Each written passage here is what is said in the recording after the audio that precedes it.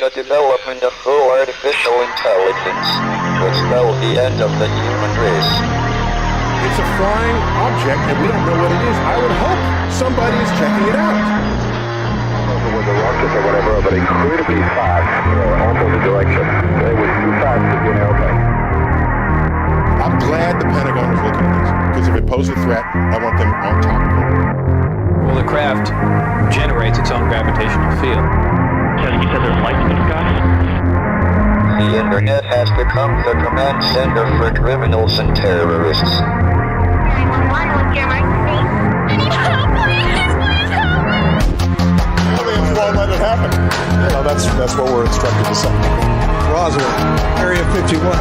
Alien kept deep under the ground. 1, 0, 1, 1,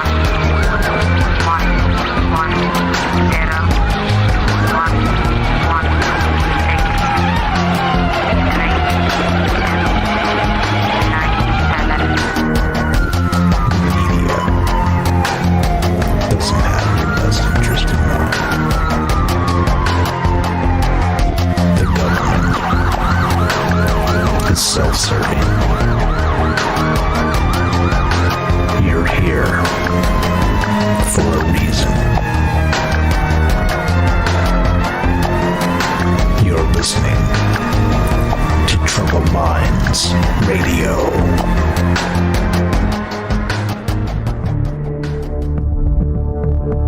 Broadcasting live from a secret bunker just off the extraterrestrial highway. Somewhere in the desert sands outside of Las Vegas. From somewhere in space-time, loosely labeled Generation X on planet Earth.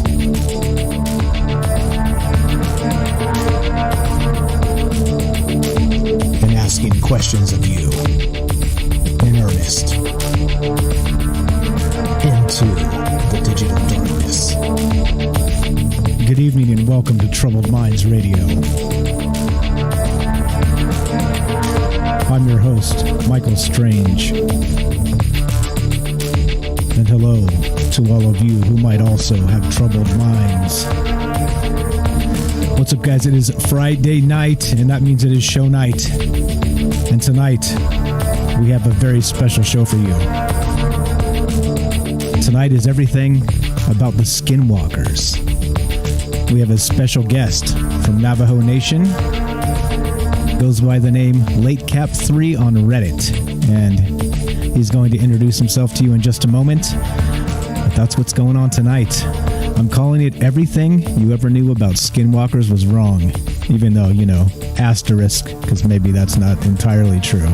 But it's going to be pretty fascinating. We're going to get to the bottom of what some of the pop culture takes on the actual Skinwalker is, maybe the George Knapp version and Skinwalker Ranch and this type of thing, and actually hear from what somebody that is part of Navajo Nation, the Navajo Nation, and actually grew up with learning some of these actual tales from basically just being around it, living in it, and having family and community and people that have talked about these legends for basically his whole life. So again, Latecap3 on Reddit. His name is Danon, I think is what his name is. So he'll introduce himself in just a moment when we get on here. But we're going to do what we normally do for just a sec. We'll do shout-outs. We're going to skip the news tonight. We're going to go straight to Danon in just a sec.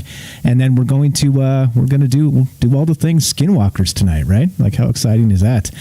For all the speculation and all the things we've talked about in the past, and some of the garbage websites you find, the sketchy, questionable information on. It's nice to have like an actual expert in the field that's been there and done that and can kind of tell you what this stuff is really all about. So there we go. That's what's going on. So we're gonna skip the news tonight. We're gonna go straight to the guest in just a couple minutes here, and so we'll do shout outs. So we are streaming live. We're streaming on of course, we stream on Facebook, we're streaming on YouTube, we're streaming on Periscope, we're streaming on DLive, we're streaming on Twitch, the whole deal, right? We're streaming on all of it, we're watching chat on all of it, and so we'll read chat as we go. If you have questions for the guest tonight, we'll try and read some of the chat. Danon will be reading chat in Discord there, so if you want to throw some questions in. He'll be able to pick some out and answer them himself. So because of that, tonight the phone lines are going to be down. We're not going to take direct calls, and then we'll see how this goes. And maybe we'll do Discord at the end if somebody wants to ask him direct questions, if he's okay with that. So we'll find out in just a moment here. But that's what's on deck tonight. We're going to skip the news. A very special show. We got a special guest. So we're going to talk about everything that is Skinwalkers. All the things you never wanted to know or always wanted to know and were afraid to ask. That's what I meant to say. So there we go. Hold on. Let's see. All right. So pulling up chat here. So that's what's on deck tonight. So go ahead and type in the chat where you're listening from. We'll do quick shout outs, and then we'll get to Dana in just a moment here. There's a lot to talk about with this because, of course, as you know, right, we talk about Skinwalker Ranch a lot on this show, and some of the bizarre and crazy phenomenon that goes on there. So it's a little bit going to be refreshing for me to hear it straight from the source, and one of the, I guess we could probably call this guy an expert, right? From an actual expert on skinwalkers and not just some of the media concoctions that they try and feed us all the time. So there we go. That's what's on deck tonight. Looking forward to it. I hope you guys are too. And so let's do it. We're going to start with Doug. Doug gets first on Facebook. How you doing, buddy? Thanks for showing up. Gabe gets a close second. Hello, Gabe. Good evening. We got Christopher. Thanks for showing up tonight. Greetings, fellow Earthlings. Let's see. Doug says the rise of the monolith and the fall. What's up, William from Singapore? Thanks for being here tonight. We got Matt. I'm not sure where Matt's from. I can't remember everything. Matt, thanks for being here tonight. Matt from Facebook. How about that? Let's see. Who else do we got? Darius. How you doing, my man? Darius from Kentucky. There you go. Kentucky. Let's see. Sean, meteorites invented life on Earth, he says. Maybe. I'm gonna drop a solid maybe on that one. Let's see. Who else we got? Sean. We got Darius. We got Doug. Doug from Huntington Beach, California. We got Elizabeth from Oregon. How you doing, Elizabeth? See, I can remember most times. We got Scully from North Carolina. Yes. Black Manted Crew checking in. What's up? We got Melvin from Bridgeport, Connecticut. Moo, says Darius. We got Derek from Saskatchewan, Canada. What's up? We love our Canadians. Joe from Florida. How you doing, my man? We got Tamron from South Africa. Thanks for being here tonight. Let's see. Scully says, really interested in this. Portals, Skinwalkers, etc. So freaking ready. Yes. So am I. This should be pretty hot. Robert, what's up? At last, here on time. Well, welcome to On Time World. Did you time travel? Is that how you made it? What's up, Larry? Thanks for being here tonight. JJ, what's up? Harriman, Tennessee, land of the only free left. Agreed. Larry from Canada, thanks for being here. We got Roger from Oklahoma. Let's see. Jimmy, how you doing, my man? And JJ, hello. All right, let's go to YouTube, and then we'll hopefully get into this. We got Eli gets first on YouTube. Thanks for being here tonight. We got Super Vike. What's up? Thumbs down, Captain Super Vike. Thanks for being here, my man. We got Bailey. Hello, Bailey. How are you? Thanks for showing up. Thanks for being part of this. Thanks for all the help. We got Fred. Good evening, Fred from Phoenix. How you doing? Bailey's in Hawaii. Bailey from Hawaii. Let's see. Super Vike. We got Bandit Cats on YouTube. Thanks for being here. We got Noble Cal-El. What's up, my man? Thanks for boosting the Discord again. We got who else do we got? Arc Platinum. Good evening. Virtual hug. Thanks for being here. Arc has been a very good, very good. Thanks for being here. Thanks for doing the Johnny Now thing, and thanks for being enthusiastic about the show. It makes it really easy when you guys are here and anticipating what's coming next. I appreciate that a lot. With us, Bailey, I said we got Marge. How you doing, Marge? Thanks for showing up. Oahu. What's up, Bailey? From Oahu. Okay, I think we're good. I think that's caught up. So, yeah, that's what's on deck tonight. So again, we're gonna be doing some Discord here with let's see, I got to get these names right. I'm terrible with names. Like I said, if my mom wasn't screaming my name at me my entire life, I'd never have learned my own name. Danon, which is Latecap3. Met the guy on Twitter, and not Twitter, Reddit, and he's got a bunch of great posts there where he's actually doing his thing, talking about skinwalkers. So he posted some fascinating stories, and that's what we're doing tonight. So let's do this. Let's get Danon in here, and let's do the sound check test. 1 2 1 2 1 2. Latecap3. Danon, are you with me? Can you hear me? Hello. What's up? What's up, my man? I can hear you loud and clear. Can you hear me? Yeah. Perfect. Okay. Yeah. So what I gathered is your name is Danon. Is that correct? Yeah. Okay. Now I know what to call you, and I got it right. I cheated. I listened to somebody else's podcast where you did all that. So I did my scouting report. Thanks for being on the show tonight. My name is Michael Strange. This is the first time actually making our acquaintance here in meeting. So just want to make sure you know what to call me, and you You can curse at me too. It's okay. I won't get offended. Yeah, it's fine. We have a good time here. Okay, so all right. Let's any opening comments? I want to say anything before we get going? As you know, we have a ton of questions here to ask you and a lot to get into. But how do you want to start this out? This is pretty chill conversation. We're going to just talk about skinwalkers tonight. Yeah, pretty much just a paranormal documentator, I guess. At the moment, it's just kind of amateur, startup, low budget, and everything. But there is a lot of different perspectives about them. Definitely about this show in particular. We talk about skinwalkers often because basically it's kind of entwined with the UFO culture at this point because of that whole Skinwalker Ranch bit, right? It's got a lot of press in recent years. It's kind of probably been overhyped in a lot of capacities, and we find ourselves with a lot of questions. And that's why we're here. Okay, so then let's just start. Let's start the normal way, the way you would always start something like this. Why don't you just tell us a little bit about yourself? I know you're part of the Navajo Nation. Is that correct? Yeah, okay. I am part of the Navajo Nation. Okay, so let's start there. Yeah.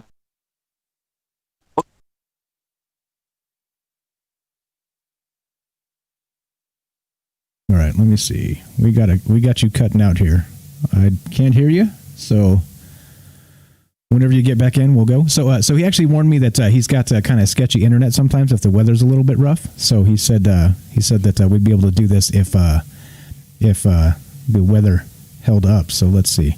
So as of right now, Danian, I cannot hear you. So it looks like you're still in the channel. But okay. Okay, hold up. Okay, you're good. I can hear you now.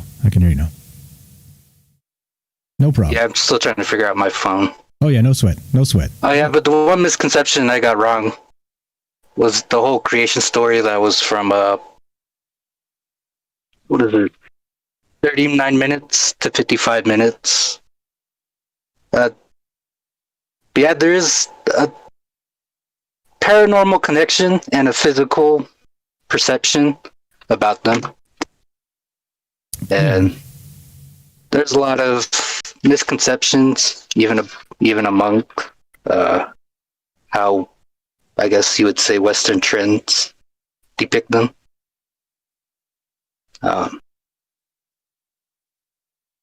Yeah, I've done several shows on them, and like depending on what website you pull up, you get like an entirely different batch of information. On very basic things too, on simple things like you would expect is maybe going to be across the board the same, like what they look like and things like this. We'll get into that a little bit later, so in some of those specifics. But yeah, let's start with you. So what's your name? You're obviously in Arizona somewhere. And how long have you been into the paranormal researching and skinwalkers in particular?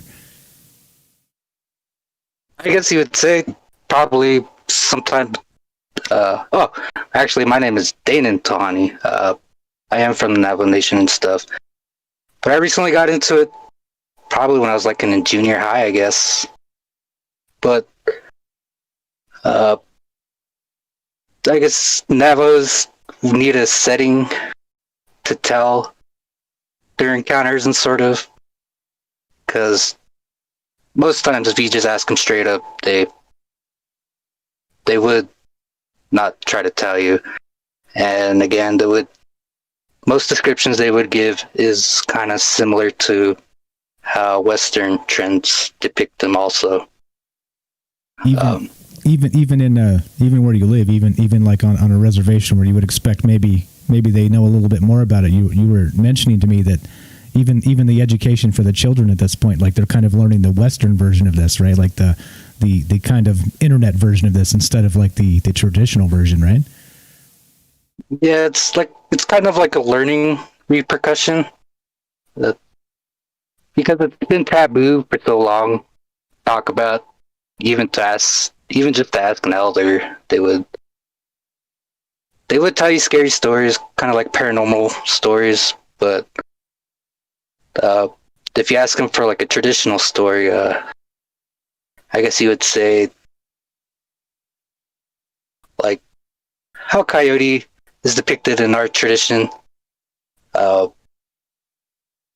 my grandfather told me is that's Skinwalker.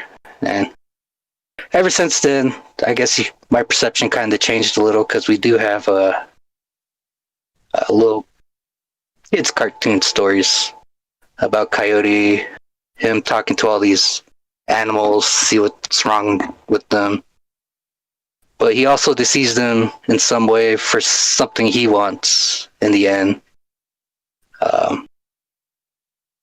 Yeah, it's like 6 episodes, short stories. So they actually teach that in school, then, is what you're saying. So there's like a 6-episode cartoon series type thing going on where they're teaching them about like the child's version of the Skinwalker. It's I guess you would say it's a way for them to learn about how Skinwalker would play a role in our culture, but also not saying Skinwalker and all those other words. They just say Coyote, because I guess Coyote is the main form it probably takes. And this is where it kind of gets complicated, because between the written version, that everything that's written back when our culture was being documented and written out by researchers, non-natives, and probably natives who wanted to document these stories. There's a difference between the Navajo people, the shaman, then whichever region these stories happen, there's a difference between that, between the Navajo people and the shaman. Then elders have different versions too, that's far different from how the Navajo people would depict it, and how it's written in the, I guess you would say, a rushed education documentation for, I guess, like an educated documentation of stories and stuff. Because our stories do have two understandings. It's more for adults to understand these stories, and it's up to them to see how they understand it. And I guess from the perspective of the person telling them these stories, like an elder, it's up to them to see how they decipher these learnings, and if they change, or if they don't change and stuff like that. Right. So you got to. Yeah, that is keep. That is kind of like a little controversy I see.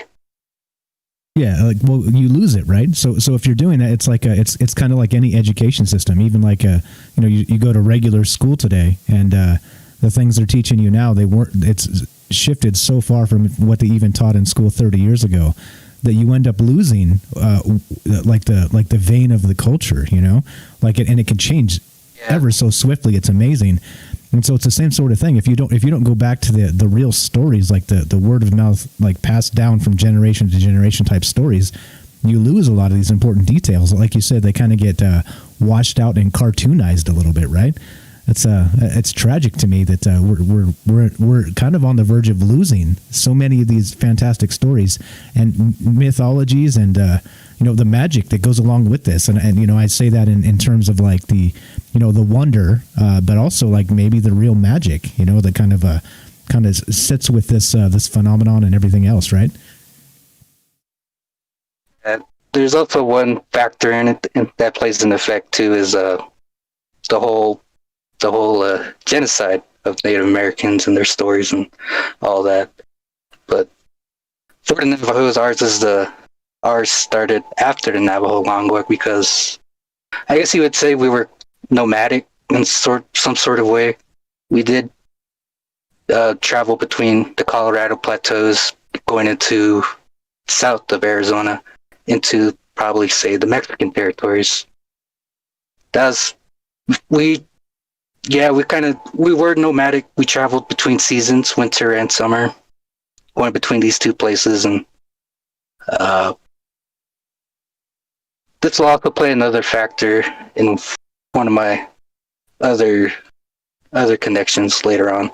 But after the Navajo Long Walk, we kind of, before the Navajo Long Walk, we lost a lot of stories and stuff because we were so separated.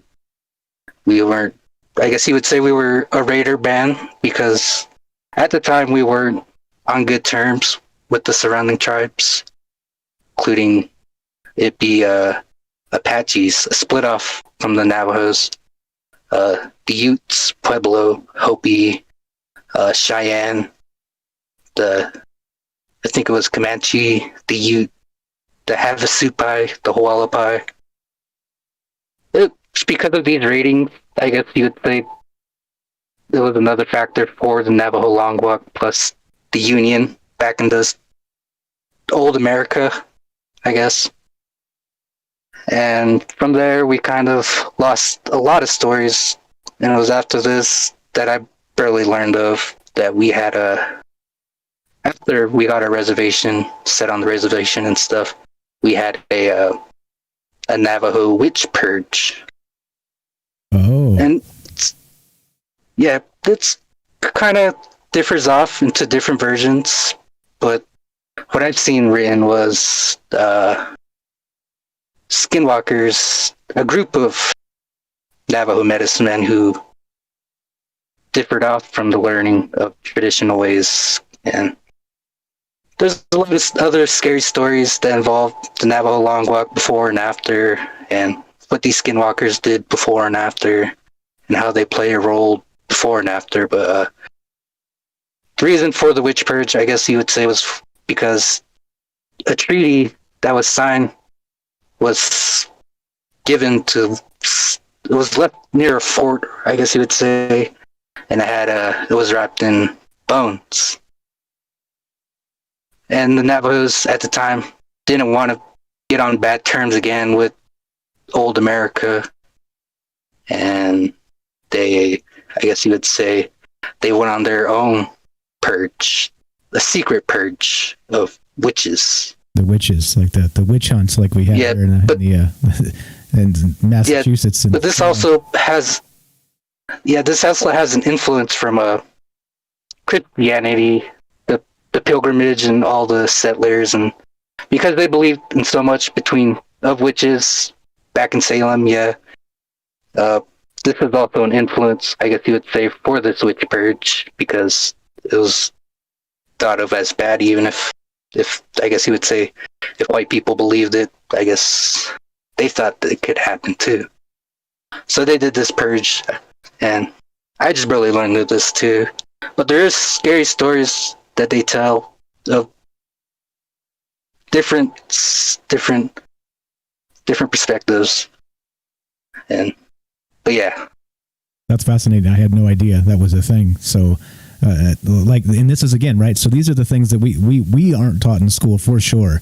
And then this is something that you're learning now. You're kind of relearning some of these old traditions and stories that maybe get cast aside. Like I said, I think this is critically important that we talk about this stuff, because if you don't, it gets forgotten. It literally disappears into history if these types of things aren't retold. And so again, I thank you for coming on the show, because this is a big deal to me. I think it's for every culture of the world around. I think it's just critical that we pass this stuff on. It does get lost, and the biggest tragedy to me is exactly that. And we talk about on this show how the internet kind of rewrites history, right? So it's basically whatever crappy website goes up with whatever information, that becomes the new history, right? Like the people they Google things and they learn it from the internet. And again, back to the education thing. It's just a tragic thing, in my opinion. So let's actually go back real fast. So for many people, we have people that listen all over the world on this show. So let's talk about. I mean, it's widely known that when America was settled by the white man, let's just call him that, and that they had a very contentious relationship with the Native Americans. Like, contentious is a polite word. It was ugly. It was downright ugly. So many people know that, but what they probably don't know about the Navajo Nation at this point is that what is that long walk? So in 1864, they were kind of in their area, which is as far as I'm aware, it's where the reservation is currently, right, which is around the Four Corners area, like northeastern Arizona, kind of right in there. Am I right? Yeah, there's separate tribes of the Pueblo. They're scattered between Arizona and New Mexico. Okay, and then so in 1864, the tribe was forcibly moved off of their land up into New Mexico. I can't remember the name of the fort, but this is 1863, 64, I believe, and it was called the Long Walk. And clearly, it wasn't a happy time. There were terrible things going on. Every time you forcibly do anything to any kind of people, it's just ugly. I mean, there's going to be death and all kinds of terrible stuff. But you want to kind of fill us in on what happened with that, just so people have a better understanding of where this is kind of coming from. I could get real, kind of like political.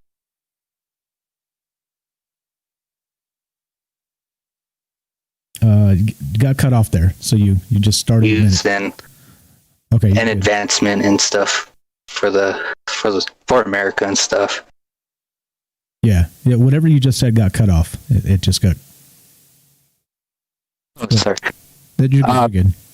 Yeah, the views that are told about how it played out are kind of political and stuff. But one thing is, yeah, we were kind of on bad terms with surrounding tribes, and I guess America at the time was set on settling in the Wild West. And a wagon trail does go through, I guess you would say, old I-40, the Route 66 and stuff. That is an old wagon trail. There's several wagon trails, I guess you would say, that probably are old, ancient, probably gone by now by desertification and stuff. But yeah, it's mainly for settling and trying to settle the Wild West. Yeah, like I said, ugly. Like there's no two ways about it. It was an ugly time. A lot of terrible stuff happened, like I said, and so they moved basically this huge. From some accounts from Wikipedia, again, I don't know what to believe on the internet because you read this stuff and you just don't know. But it said approximately 9,000 people were moved from that Four Corners area up into New Mexico or the particular fort.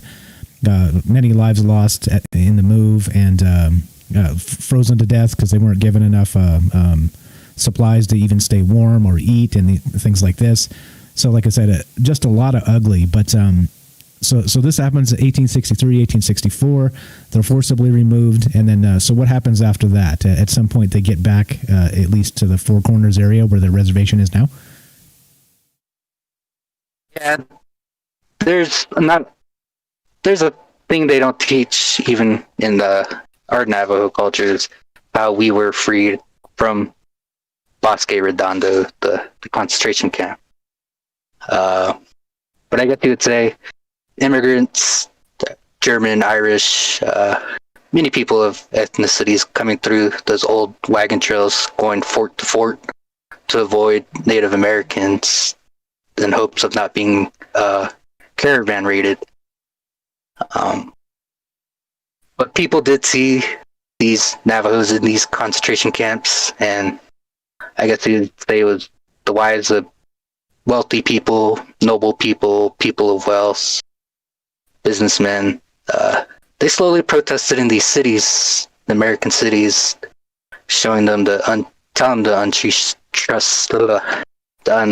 unjust treatment of the Navajos at this fort. And what else? They did protests outside this fort, but it wasn't documented because I guess you'd say women were thought of as not to be taken seriously and stuff around, as like how ideology at the time was. But they did protest outside these forts, and they kind of, I guess, gain the momentum to make it known. But there's also stories that these soldiers at these forts would try to take the Navajo out into the land to try find farming spot, and the Navajos kind of figured this out early on, and they purposely showed them these bad spots to grow plants, places that are kind of barren And we do have a lot of salt sand. It's pretty much everywhere because we are a highland desert, and we do have separate mesas. But yeah, that's one thing I learned too.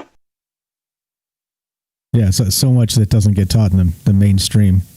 That's again fantastic. Yeah. Thank you for sharing.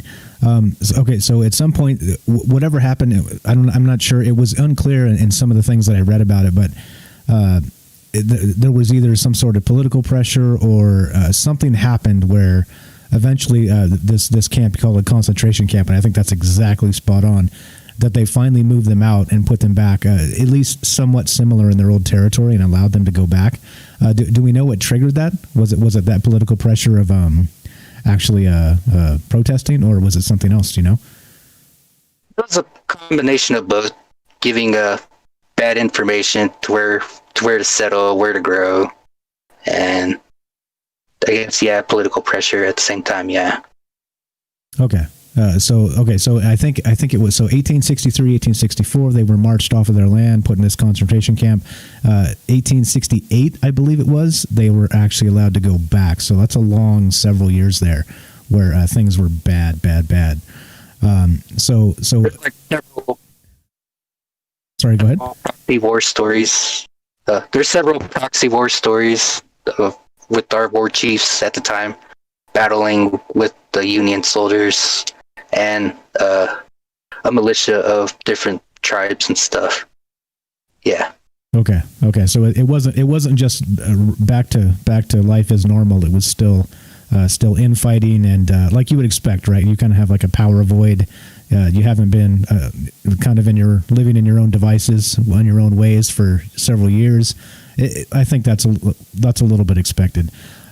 So after they settle in, so I think that probably fills in. Is there anything we're missing that you think we need to add? Because of course, after, I don't know, it's going to be probably 100 years before things maybe finally normalized, right? Because it's just back to a new way of living. You'll never get the old ways back. So a lot of transition, a lot of change. Anything we should probably mention so we don't gloss over this too lightly, because it is an important part of the story here. There were families who held out, people who congregated together, who I guess you would say who had no family members, widowed people, widowed husbands and wives. There was even children who were by themselves and stuff. Elders who had no family members to take care of them. They sort of congregated together at the time, running away from these Union soldiers and militia tribes to avoid being caught. There's several sad stories. More than several sad stories that talk about what happens when these militia tribes or the Union soldiers capture or try to capture these Navajos. But it's very sad, even with the Yeah, agreed, 100%. Like I said, I just want to be respectful. If you think there's anything that needs to be said that people need to hear, I think it's important to get it out. So if I'm pushing a little too hard and trying to make you say something and you don't feel comfortable, it's totally cool. We're not here to. Oh no, it's cool. I understand. Okay. Yep, because people in our culture probably weren't given the opportunity to learn these stories either from being jumping out or personal reasons or personal experiences leading up to not learning about their Navajo culture and stuff. But it's the same thing I'm doing with trying to document the Skinwalker, because it is taboo and it's kind of a learning repercussion to learn about, to even learn about them, I guess you would sort of say. Yeah. So one of the things actually that I'll reference this as we go, but kind of the pop culture version of like the Skinwalker at this point is kind of the George Knapp version. And I'm not sure if you know who George Knapp is. He's like a UFO guy, probably one of the most prominent UFO guys. He's a reporter out here in Las Vegas, and he had a hand in writing the Skinwalker Ranch book, and he's been there several times. And so you know what I mean? It's kind of like you get these legends that they get these, bastardized versions of, and they try and I mean, they're doing their best. They're good, smart people in many cases, but there's still like information that they say they couldn't get from the tribes because they were reluctant to talk about these entities, these skinwalkers, these witches, these spirits, whatever they happen to be, right?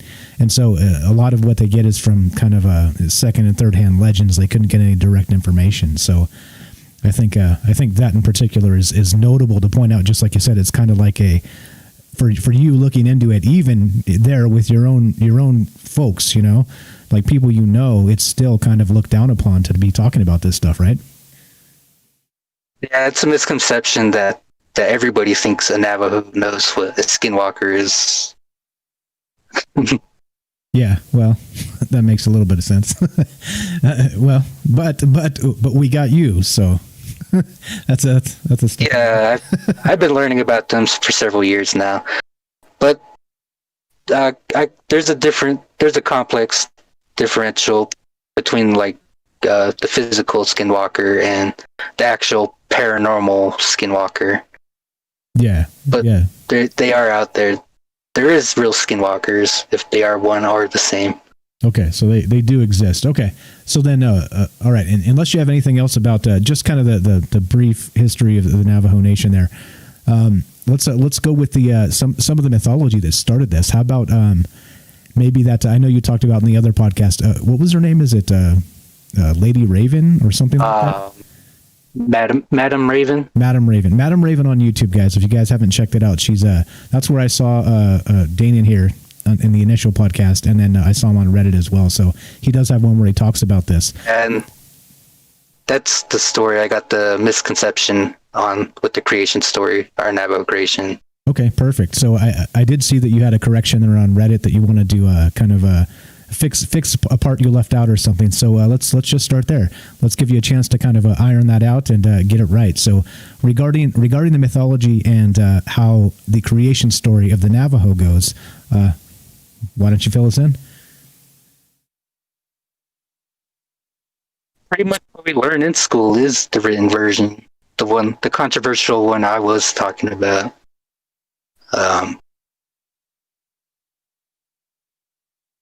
It also differs into many perspectives, worldly and regionally, where everything did happen. But yeah. Okay, so a lot of creation stories start with looking at mythologies the world over.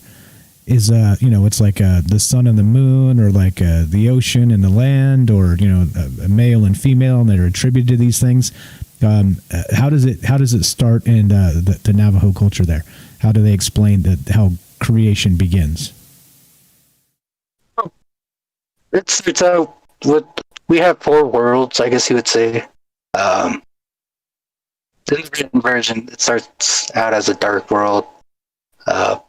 First man, first woman have to find each other, and after they find each other, they create, I guess you would say, beings, elementals, plants, insects, birds, fish, mammals.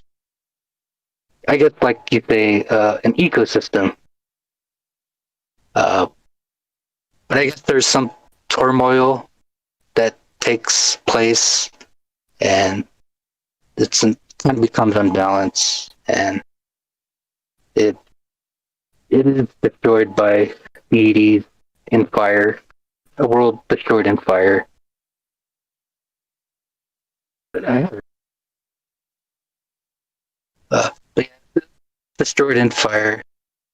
So. Okay, so there was an original world, some sort of unbalancing happens, destroyed in fire. And then what happens with the world after that? First man and first woman that were made in this creation, they save everything, I guess, they created by corn reed.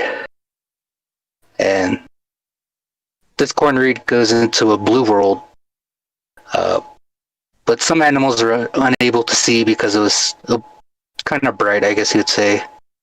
Then they do more creation, more deity, more entity creation. they bring previous creations from the first world, like our sacred mountains, our creation of the sacred mountains, the clouds that represent the sacred mountains, pretty much everything. But again, it becomes unbalanced and everything goes into turmoil, and it is destroyed by wind. And again, first man and first woman plant a corn reed again in the yellow world. Is made. I guess the misconception again about how he's made differs between the written version, regions, the Navajo people, how shamans depict them, how elders depict them. But in the written version, he is made from an egg, born from an egg. And this world was sort of prosperous for a while. It was until Coyote takes, I guess, a water monster that was in this world, in the ocean, and everything starts to flood. Endless rain, endless flooding. I guess you say this was sort of similar to Christianity's version of how the Great Flood happened. But everybody was sort of wondering why this was happening. The animals, the deities, the beings, and everybody.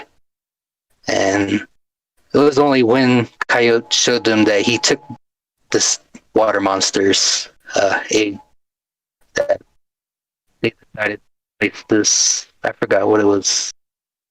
They placed it on in something, and he goes into the water, and the water monster accepts this offering, but the world was still flooding, and they again, first man, first woman, plant this corn reed, and we emerge into the fourth world, the glittering world.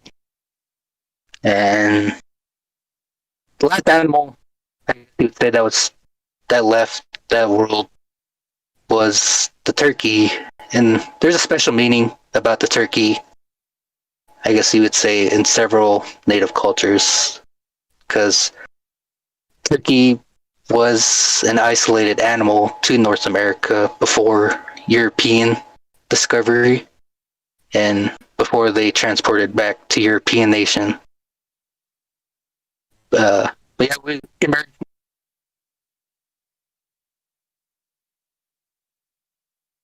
Kind of.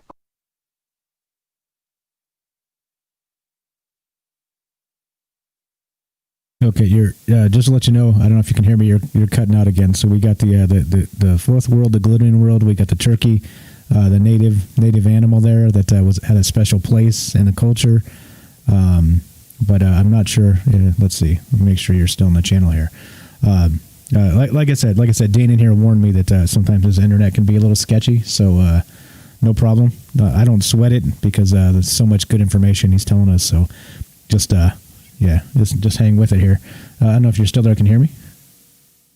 I can hear you. Can you hear me? Yeah, you're good now. So we got the glittering world. We got the turkey being part of the culture and special in the culture, and then you cut out right after that. Isolated animal to North America before European discovery and before it was transported and cultivated everywhere else. But yeah, we emerged into the glittering world.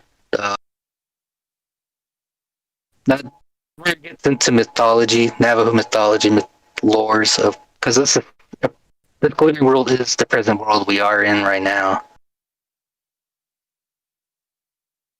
Very controversial because there's different perspectives from how our culture is to how Navajo's depicted in the written version between regions, elders, shamans, Navajo people. But our creation sort of shares similarities to other several tribes that surround us. But one similarity connection I made is with the Hopi culture on several parts, not a lot, just several parts, because I haven't heard much of how the Hopi culture came to be. Yeah, we emerge into this glittering world, then there is a lot of monsters to go into, how they differ. They differ a lot between region and the version. Yeah, we have several different monsters, I guess, in mythology. But yeah, like pretty much every culture does. Let me ask you regarding like the deities, like the gods. Is there like one or two, or is it many? Like like the Indian culture has, like East Indian has several gods, like dozens even. But Christianity has one. Yeah. What I've learned collectively from other tribes is these deities differ between elementals type, like air, wind, fire, earth, and they also differ kind of like in a setting of like an ecosystem type. And they also differ into a bunch of other things. Okay, so kind of like nature spirits, like guardians of nature type of thing. Yeah. Okay, that makes sense. All right, so there's nutshell creation. Is there anything else we should add to this before we get to where the Skinwalker fits into this creation story and spirit or whatever else? Yeah, the whole creation story I did with Madame Raven and how the Skinwalker fit, but from what my grandfather told me, again, how he told me Skinwalker was Coyote in those children videos. I think since the purge and the taboo learning and the repercussion of learning about it, I think Coyote is sort of plays more into our culture. I think Skinwalker plays more into our culture as Coyote and stuff. So that's what they call him. Like the name for Skinwalker is Coyote. They call him this Coyote. It's more of like how he's mainly seen, like how other gods in India, Tibet, China, how their gods are seen only as in some like animal form or different multiple forms. I see. Okay. So he's like okay. So and that's one of the things that is pretty widely known is that a Skinwalker is a shapeshifter, and a Coyote is one of those main forms that the Skinwalker would take. Is that right?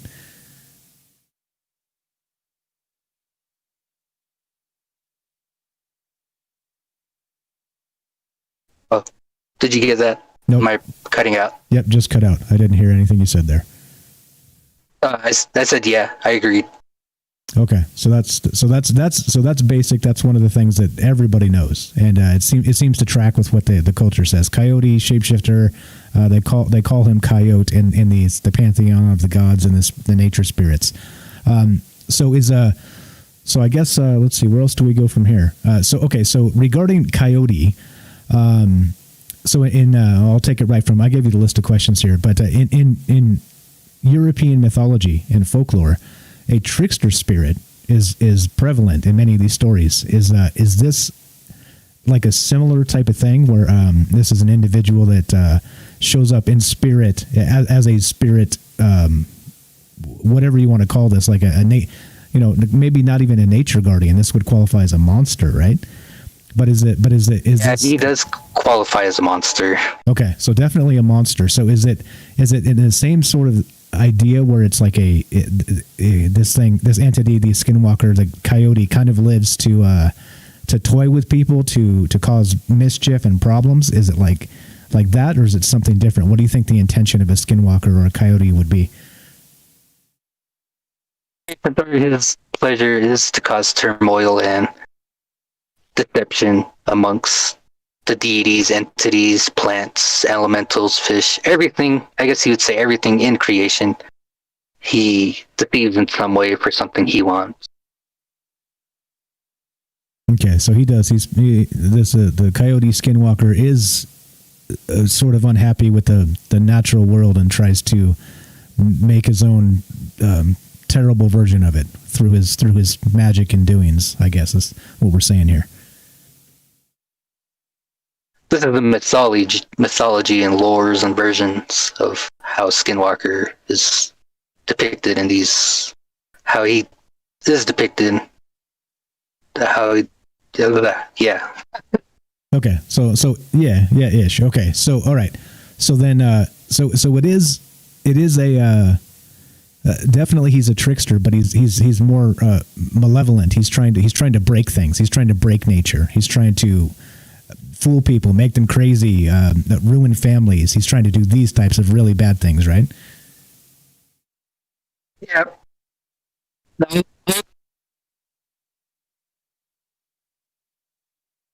Yeah. Cutting out again, just FYI, if you can hear me. All of the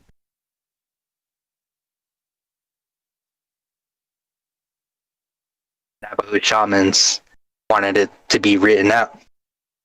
But this also conflicts with how I was told how Skinwalker or how Coyote played a role in our culture. But I'm pretty sure it's changed since then, since I was in mid school or grade school. I'm pretty sure there's more stories they added ever since then. And so, but yeah. So where do these stories come from? Do you think they're factual stories? Do you think they're fabrications or modern culture versions? Or where do you think the new stories come from? It's still, I guess, in the process of being documented. And all these stories come from a collective information between the elders currently, the elders we had several generations ago, and the Navajo people who live in these regions. That's the controversy that we have personally. I see. Okay. So it's good. So the information that's coming out about them is good information. You think it's coming from the right sources, from passed on from the generations, and I guess I find that as definitive. If there is any more stories that did come out and changed since I was in grade school and stuff. Okay, so it is happening. That's a good thing. Okay, so then, so how about so coyote, this Skinwalker is a spirit, right? A monster, a spirit, a witch. Does all that count, or is there a more strict classification of what this actually is?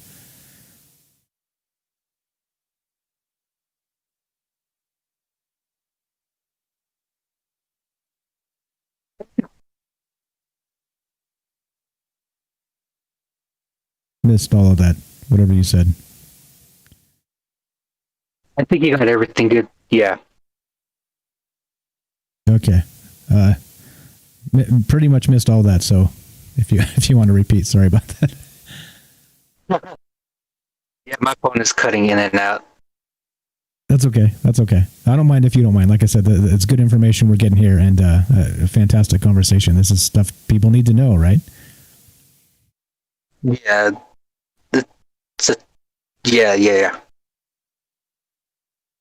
Okay, so how is the Skinwalker then related to the like I brought up spirit guides in the text I sent you there? Is it similar? Is it different? Again, is he spirit? Is he witch? Is he monster? Like what's the classification here? If you had to boil it down to one or two things, I guess you would say he plays multiple roles of how he is depicted in our culture and stuff, and how he plays a role physically in our world. But currently, how I depict Skinwalker as Coyote is different from a lot of how the Navajo people would depict it. And it is controversial, but it is also mind-opening to think about for the Navajo people to think that Coyote is Skinwalker this whole time because of the Navajo witch purge and the lost stories and all those other tragedies we had in losing our stories and stuff. Okay, so still maybe trying to find the old ways, the old stories to get them back to be one single narrative. That makes some sense. Okay, so okay, let's go back to the notes here. All right, so let's see. So let's start with I've been posting this picture that we're playing, kind of what the like the pop culture version of what a skinwalker looks like. The depiction assumes the trickster shapeshifter. It's a spirit that looks like a wolf or a coyote, and the human look that this thing can attain is a dirty mud covered shaman, kind like that type of thing. That's really what we're showing here, and then like some shapeshift version of a coyote human hybrid with long legs, long arms, something like that. So are you trying to ask if we have like any depictions of how a skinwalker would be depicted? Exactly. Like, what does it actually look like is really what I'm asking. Yeah, that one thing I ran into, like, sort of like a brick wall, is I've on my end, I've never seen no depiction of a skinwalker, or even how they are depicted, other than what I've seen in Western trends of how it's a person in a skin. Like the skin of an animal. I've heard that in some of these stories that like to turn into a coyote, to shapeshift, they actually have to have the skin of a coyote with them, and they put it on them, and then they're able to shape change into this coyote, right? Something like that. Yeah. But I guess this will kind of go into my paranormal collective documentations of, I guess, how you say, just collective information of people just saying what they believe they seen as a skinwalker. But this goes into the paranormal speculations I have of what is the original depiction of a skinwalker, other than how us the trend sees them as a person inhabiting a skin. And but my first sighting, the one I have illustrated on Reddit, my perception kind of is conflicted a lot of how they should be depicted and stuff. But everything I'm doing now is up to change between fellow tribal members and stuff. I see. Okay, so no actual consensus here of what a skinwalker would actually look like. Kind of is what we're saying. Is that it's still kind of open to the jury. We have maybe a person, a spirit, a witch, whatever it happens to be, with a skin, like walking around with some sort of animal skin, kind of draped over it, or something like this. Actually, here I've got your illustration. So let's actually go to that in just a sec here. So okay, so the skinwalker is humanoid then, in its most basic form, with some sort of skin over it, animal skin. So let's you have an actual illustration that you put up on Reddit here. I'm going to put it up on the screen right now so you can maybe explain, and then we'll get into your skinwalker sighting, because I believe you said you saw one, right?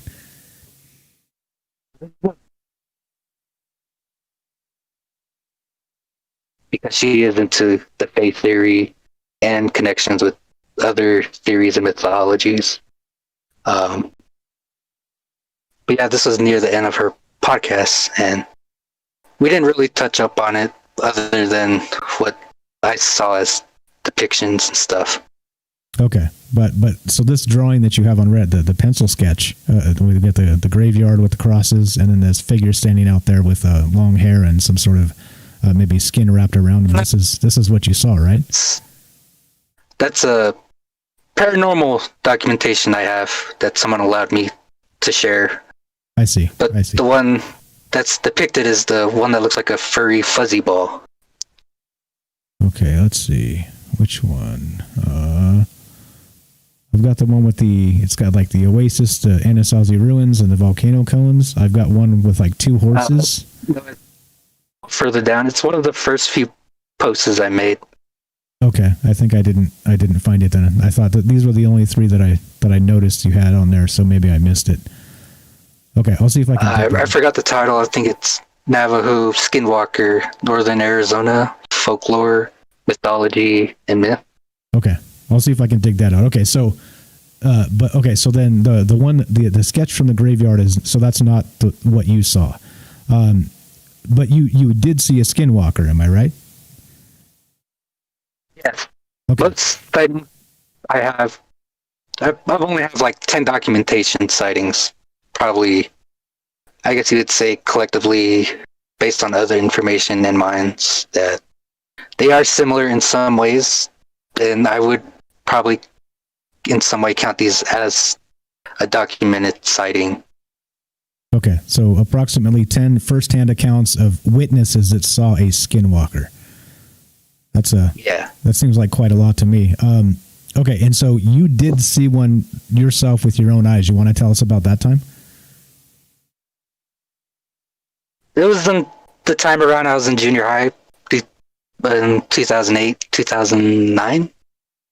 Between those 2 years, where I live is where I originally lived was next to our local cemetery, and there is a buffer between like a open zone between my place where I lived or the place I grew up at and the cemetery.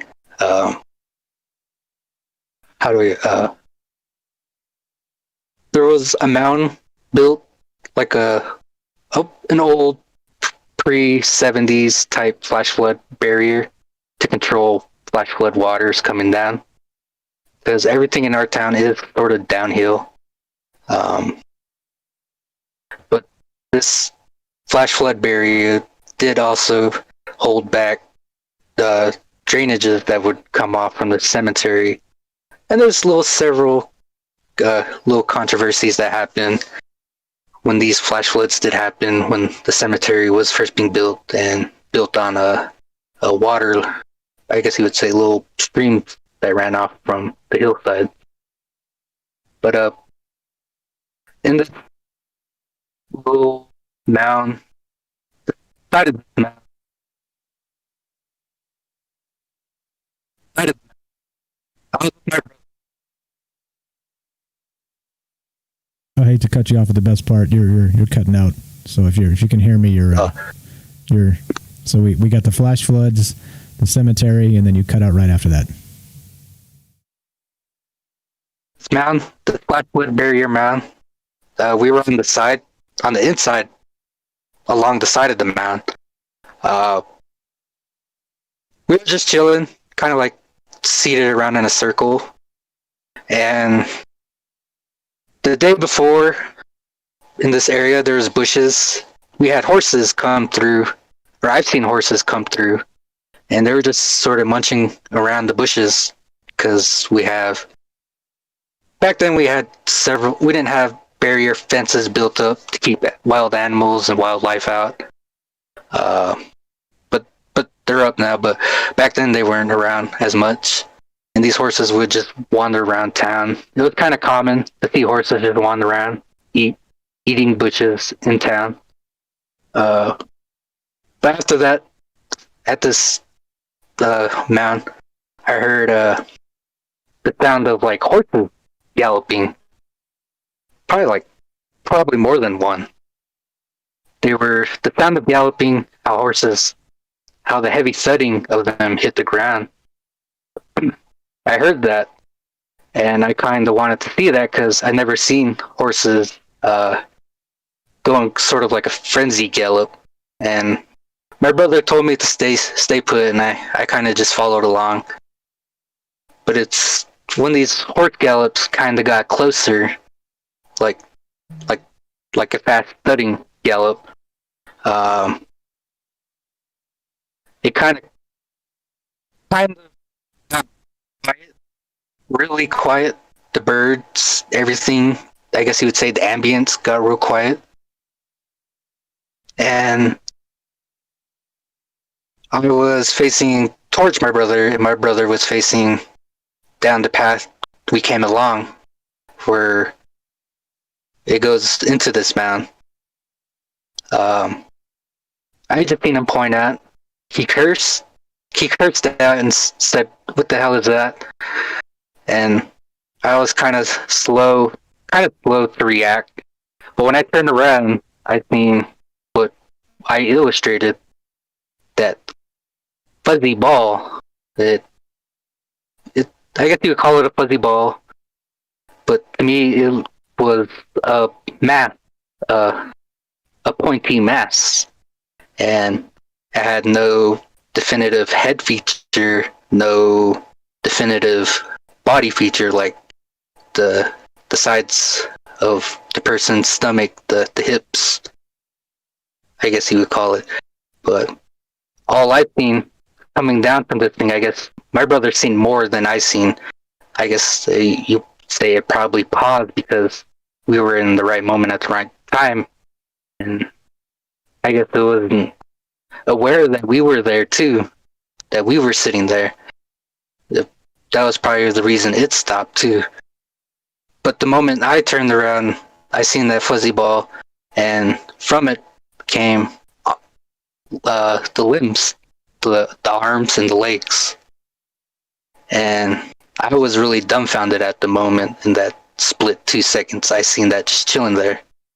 And my brother ran at this thing, and it started taking off, and it sounded like a horse. And I was still dumbfounded, and he ran down the path to the end of where this was at. And it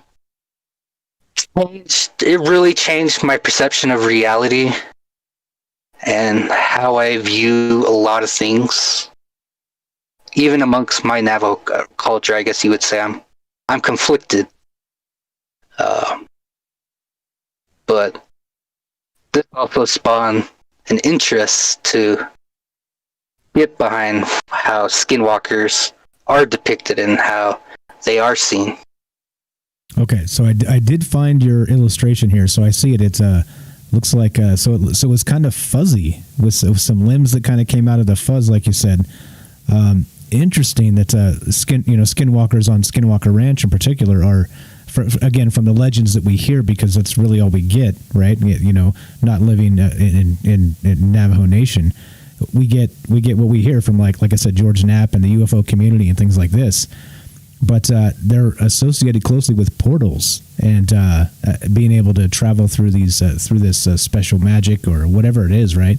I'm not exactly sure, but I wonder, looking at the sketch here, you've got so it was clearly blurring reality. You couldn't actually see specifically what this thing was, just parts of it. I wonder if it was kind of caught between two worlds or something a little bit. That's amazing that you were able to witness this and get us a sketch. So this is what a skinwalker looks like. Holy smokes. I didn't see this picture. I talked about this with Matt Raven. What I think is there's many perceptions of how these things can be depicted, and instead of one depiction. But from these spikes, I kind of thought they looked like quills, and it kind of did at the same time look like hair, like long protruding, long straightened out hair.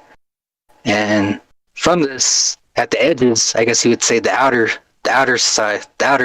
rim of this fuzzy thing came out a mirage effect, like how you would see around a hot car on a hot day.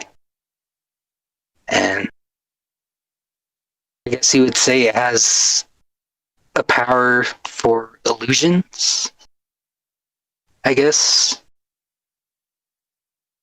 Wow. So interesting. So I wonder if it's like playing with your mind, right? It's kind of maybe tricking you to see what it wants you to see, illusion wise. That is absolutely crazy. Okay, so you saw this thing. We got the sketch up. Everybody's seeing what you drew here. What happened with it? Did it just it was startled by you guys? It didn't realize you were there. It kind of stopped, and then what happened after that? I think we kind of both in some way, kind of, I guess you would say like a gut feeling. We were seeing each other by mistake, or it's at the right time. That was roaming around something. And controversy back in the 70s and 60s in my hometown, because we have well, now they are ATV trails, park paths, just like regular dirt trails people commonly use around our town. And our town's fairly small, probably 3 by 2 miles, and we do have an outskirt kind of setting. People just kind of spaced out with dark patches in between houses in this open desert area. What was I going to say? The outskirts of town. I lost my train of thought. The outskirts of town you were describing. How kind of you get out there, and I think I'm in. Oh yeah. These horse trails back in the day, the town was fairly small, really small. Probably a few hundred people at the time only inhabited the small area. With the boarding school, the government built. But I guess at the time, I guess you would call their outskirts. They would find these set of hand and footprints going in one straight line, going across the whole town, and slowly, I think over time, the Navajo people at the time are trying to, I guess you would kind of say, like, it's controversial for me to probably say it was probably like a cover-up to try to hide this knowing thingy, like a set of footprints and handprints running in a straight line going along what are now our paths. And it's not widely known to in my town, this little piece of information. And I've always thought of it as unique to know this little piece of information. So they saw one of these things and they covered it up. You were kind of cutting it out just a little bit there, but so they actually saw one of these. There's like evidence. I guess for us, it was also not accustomed to see footprints, a set of footprints and handprints running on beside each other in the sand. I see. Yeah, it was kind of. I guess you would say it was being seen as taboo, probably in those times too. I see. So there were actually tracks of this thing that came through, and they didn't want it to get out because, evil spirits and this whole bit, right? I would think they don't want that being public knowledge. Yeah, kind of commonly known, I guess you would say, that they didn't want people who wander around in these paths seeing these set of foot and handprints just going along in a straight line. But yeah, it is a unique piece of information to know about. Yeah, exactly. That doesn't make the history books, right? Doesn't get told around the campfire stories. Yeah. Okay. Yeah, crazy. Okay. So you did see it. Basically, I don't think I caught the end of it. That when you did see the Skinwalker, it ran off, or it disappeared, or what happened to this thing?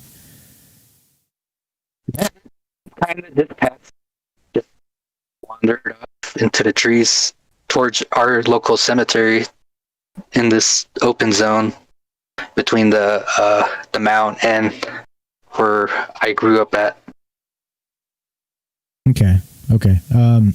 So it took off. It didn't want a piece of you for some reason.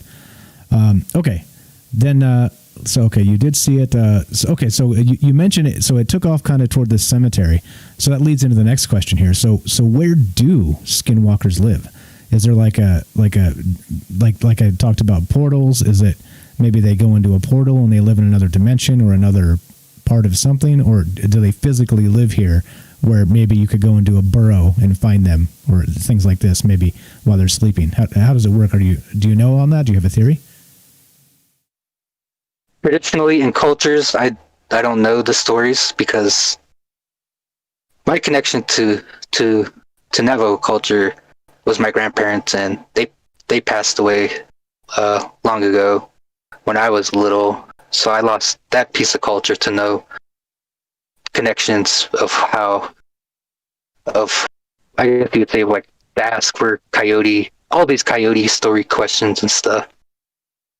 But what I kind of have from people just talking about scary stories, their personal scary stories, with encounters, or seeing skinwalkers in my paranormal speculations documentations I have. I kind of first want to touch on that we do have wind tunnels. I'm not sure if you heard of Wupaki National Park, or National Park. Yep, sure have. I actually heard about it when you were doing that other podcast. See, I told you, I did my homework. But yeah, I know where you're headed with this. Let me ask the question then. Let me set this up for you. Okay, so we don't know where they live specifically, right? So okay, that's established. But how about this? So there are reports that say they can move extremely quickly, like up to 200 miles in one evening. So other supernatural powers attributed to the skinwalker, the coyote running in the skin translation, include being able to fly across canyons, run as fast as cars, and things like this. So let's set this up and go right ahead, sir.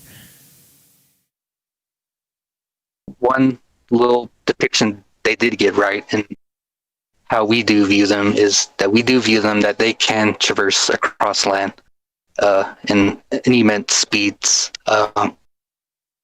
I'm not sure if you read the Navajo medicine man story I was told by a fellow elder, but there is kind of a bit of a little urban legend, I guess you would say, about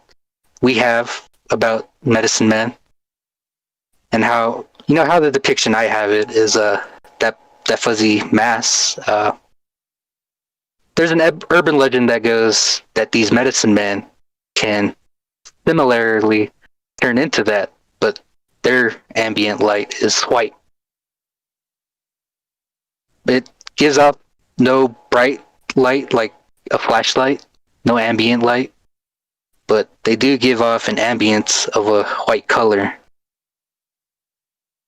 And the urban legend is that they do have similarities to skinwalkers too, and we just kind of flip that around, whatever we hear as urban legend from medicine man. But yeah, I kind of drifted off. That's okay. I got you. We'll put you back on track. So they can move super quickly, and you were about to bring up the Wupaki wind tunnel. So let's talk about that, and maybe how that maybe coincides with how quickly they move and this type of thing. This is the theory I have about how they one of the ways they could probably traverse across land. If you ever been to Arizona and drive through from Phoenix going to Flagstaff, you go up thousands of feet in elevation, and you come across the Red Rocks, which is the Red Rocks area, which is Sedona. The cliffside base of the mountain goes from north to south, and it's kind of unique in a way to ecosystem in a way. But these animals are somewhere like that.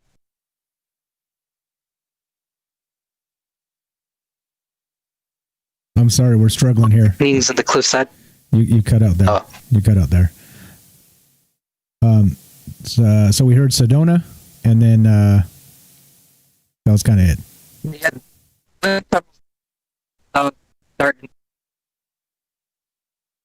These were created. Flagstaff, the area of Flagstaff, it was an ancient volcano, and these created massive lava tubes going around in the area for hundreds of miles underground. And some of these actually open up in Sedona. And it's thought that atmospheric pressure, depending if it's high or low, and if it's windy in Sedona, that air goes through all these tunnels, whether it be small or big enough for a person to go through. But the spout that comes up north to Flagstaff is the Wupaki wind tunnel, or probably wind spout, I guess you could probably call it. But this, depending on wind pressure, if it's heavy or low, it pushes air in, or sucks air in, or it pushes air out, kind of like a nozzle. And the connection I made with this is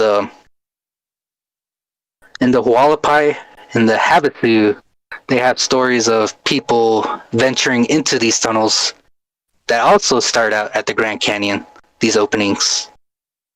And they venture into these tunnels and they talk about how these people would go hundreds of miles in random directions, probably say popping up in somewhere in Mexico or the Midwest or in the Colorado mountains.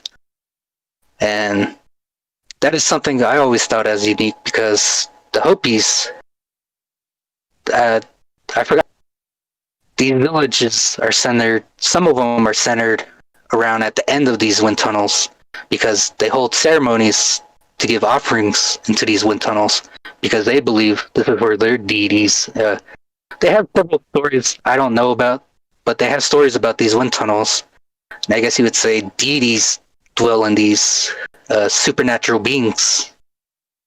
But these wind tunnels, I've heard, have resemblance to just looking like a spout, or if you ever been to Antelope Canyon, how the wind and rain carved out the crevice along the cliff.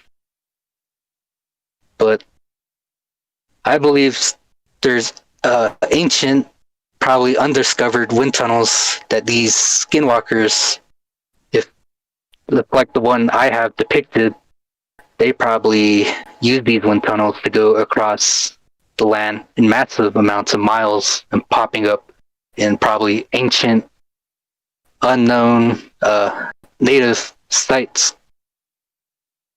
Okay, but this also... Oh yeah, go ahead. No, you? Go ahead, sir. Go right ahead. Oh, but these also pop up in random...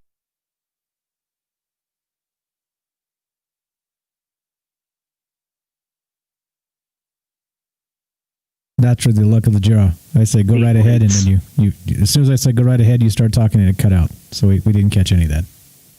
We're having great luck tonight. Oh. We have stories about these wind tunnels too that involve our wind deities, I guess you would sort of say. Okay. And they talk about how these are used to bring winter and summer by using the winds going north and south. And these are the connections I made of how Skinwalker can use these wind tunnels and stuff. Yeah, that makes sense. So and I'm sure other connections people could probably make with the missing 411 cases. Someone recently brought that up to me on the Reddit, and I started making several connections because I've recently just started watching his documentaries, his 2 documentaries. I thought that was interesting too. Yeah, David Paulides with the missing 411. There's a lot of really, really frightening and compelling things. We did that show a long time ago, but the crazy part is there's new missing persons cases all the time. Like I just saw a video the other day. I follow the guy on YouTube, guys, if you have not. David Paulides missing 411, and he just had like 2. I can't remember where it was, but 2 like actual scientists just vanished, just completely disappeared, and they have no idea what happened to them. And again, like it's not like kind of the drifters of society going out in the forest and disappearing. Like we're talking about like PhD responsible people, that shouldn't get lost in the forest type thing, and they do, and they just go missing. It's crazy. Like so many just unsettling cases of what actually is going on there. So let me ask you this then, regarding maybe the missing 411 and skinwalkers. Do skinwalkers possibly hunt people and maybe eat them, or things like this? Is there anything like that going on? They have two perceptions of how skinwalkers can be depicted, but that's pretty complex in itself. But there are stories amongst Apache that they have deities that roam these oases and lakes and mountains that take people. Even back then, long ago, before even history was written, when these Apaches dwelled or lived in these areas that formerly now their reservation. But yeah, they have stories of deities taking people in these forests. And I've talked with the fellow Apache tribal member, and we kind of speculated, and he kind of brought up that their deities see them, people, visiting these places as to have a reason to visit these places. You have to have a reason to visit these places. And if that reason is not met in the perception of whatever these deities are, they are allowed to take you because you trespass on their consecrated, I guess you would say their piece of land that was given to them, and sort of say in a sort of way that sort of balances with Apache teachings. Okay, so like we're talking forbidden sacred ground of some sort that you don't have a good reason to be there, then it's dangerous for people, and people do and have disappeared in these cases. Yeah, even in Navajo culture, we do have people, like ancient stories of people going missing in these places. Okay, so that's a little bit terrifying. So it does kind of line up with some of that missing 411 stuff.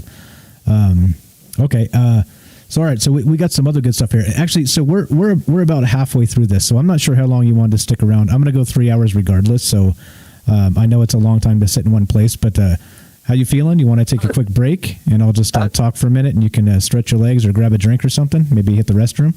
I just want to make it clear that it's totally okay. If you want to take a break for a minute, it's totally cool. Just want to throw that out there for you. It's all good. You're helping me sort through some of my information, my collective information, to help organize it in a way that's presentable and stuff. Okay, cool. I'm having a good time. Like I said, if you need a break or something, need to hit the restroom, just let me know. It's no problem. Just let me know. Go do it, and I'll take over for a minute. Okay, so hey, it happens all the time. Sometimes I just play music and take off for a couple minutes. That's the way it goes, right? So now regarding skinwalkers, so you say that there might be like just a speculative possibility here with missing 411, people kind of maybe stumbling into consecrated ground and being taken by spirits or entities. Maybe the skinwalker, maybe not. Maybe different monsters or entities or spirits or whatever they happen to be. Now, given all that, do you think there's a let's see. Let me spin this into a good question here. Let's see. I guess given that that's the case, skinwalkers get a bad rap as evil spirits, right? So clearly they seem to be some sort of threat to people, at least in a fearsome way that people are afraid of them. Is there any cases that you're aware of where skinwalkers aren't evil and tricksters and any of the rest of this stuff? Is there any other maybe depictions of skinwalkers where they're not these evil creatures and there's something else?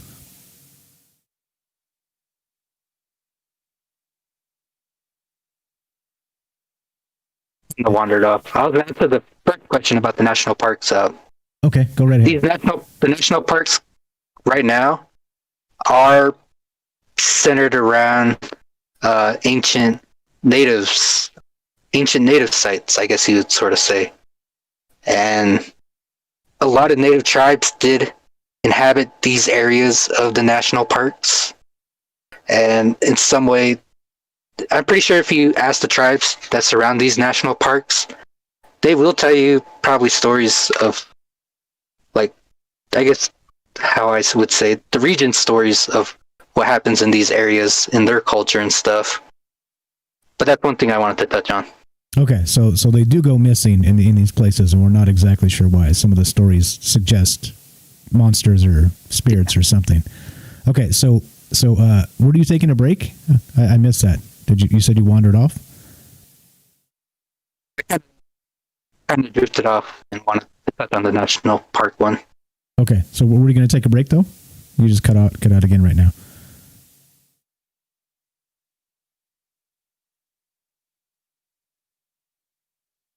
You were so good.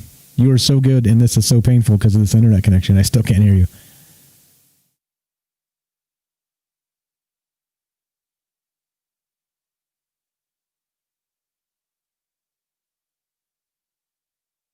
Okay, I'm going to talk for a little bit because I don't know if you're there or... Let me see. Did you leave the channel? What's going on? Bad internet? Yep, bad internet connection. Okay, so, all right, so we talked about a lot. We're here again. Let me fill in where we're at here.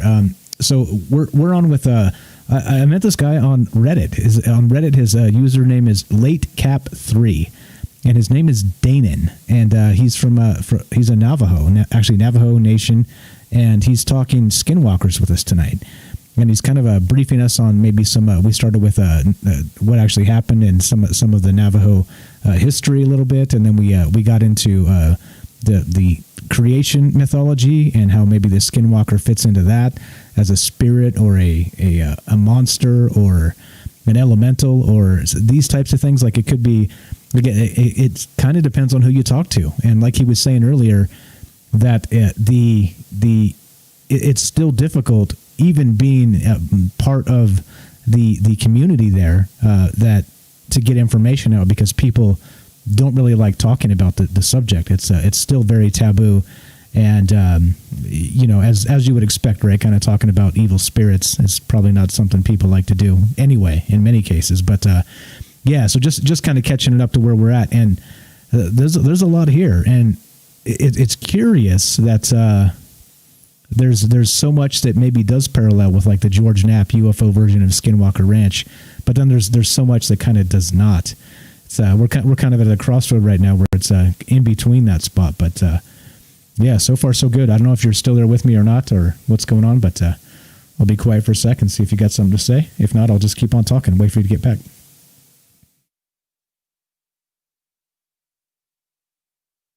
Nothing doing. Okay. So as far as you know, like the stories we've talked about, that's our familiarity with the Skinwalker, right?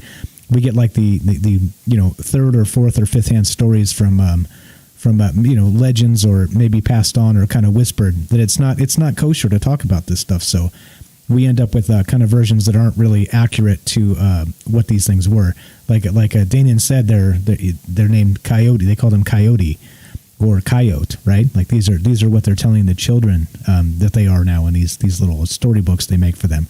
So it is like an education process, and there's still information coming out from unfortunately that fragmented past of the Long Walk in 1864 and the rest of that. So they lost a bunch of their stories, and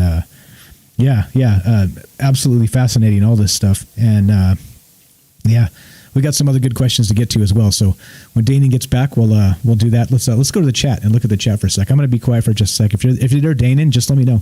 Just let me know that you're back and you're ready to go, and we'll keep on trucking. But just go ahead and interrupt me because I can talk. I tell you what, I can just talk. That's what I do. All right. So let's see. What do we got? Let's see. What's up, John? The feed cut. We're good. What's up? Scott says. Yep. Let's see. Benjamin says, what's up, Benjamin? Thanks for being here tonight. Benjamin says, all these national forests are based around native land that have been desecrated by people who don't know about the Skinwalker legend. Once the site is desecrated, they go missing. I'm Native American, so I know the whole story. My mom used to talk about, when I was young, they are protectors of sacred sites. There you go. Good stuff. Thanks, Benjamin. Let's see. What else do we got? Reading the chat, guys. Let's see. Good stuff over here. What's up, Johnson? What's up, Penny? I see you there. Thanks for being here. Many subjects answered. Couple shout outs. Who else? Dwayne Dibley. How you doing, my man? Let's see. What else? Let's see. What's up, Scott? How we got to get we're talking about skinwalkers and we're talking about Joe Biden? Come on. Yeah. Feedcat. I don't know if you're there, Danon. If you are, like I said, feel free to interrupt me anytime and let me know you're back. Let's see. He's still in the Discord? No. That would explain it. No longer in the Discord. Are you there, Danon?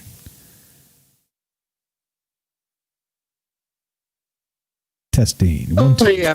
Sorry, my phone kind of just died out real quick. You're good, man. You're good. It's all fine. Like I said, I was saying I can talk, man. I can talk. You just you give me a pause and you let me go and I'll fill it up. That's what I do. So it's okay.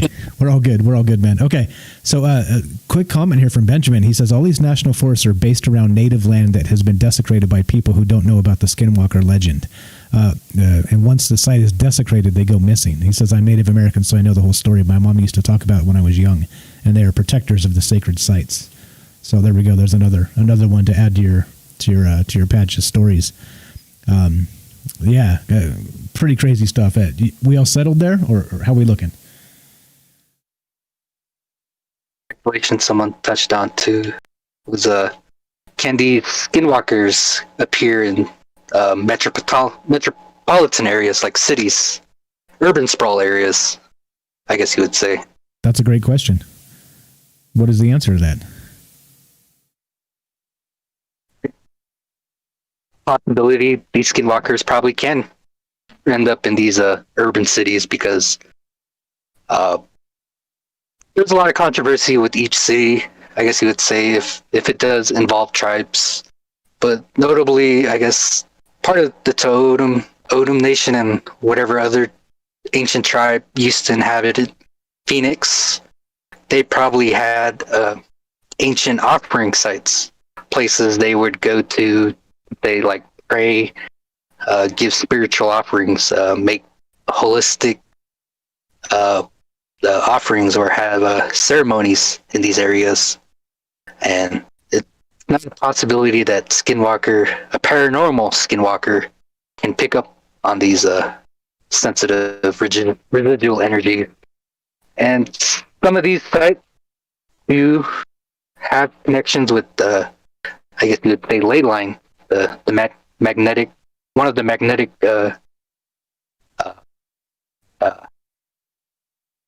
say it. Intersections of the magnetic field.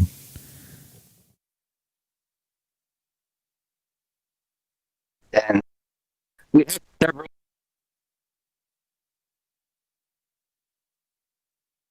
see connections with all that also. So it is a possibility that these can be in towns or haunt people that live in these towns. Because either it be direct or indirect. I see. So it's kind of like in just almost any other culture, right? It's like it's summoning evil spirits, right? So it may be an accidental thing where you're performing these rituals as maybe even like a sloppy protection thing, and you do it wrong, and it draws the power that's happening with these rituals draws this spirit to you. It sounds similar, huh? Something like that. Yeah, and there's also another thing that I could probably touch up on how cult practices plays effect with these skinwalkers, because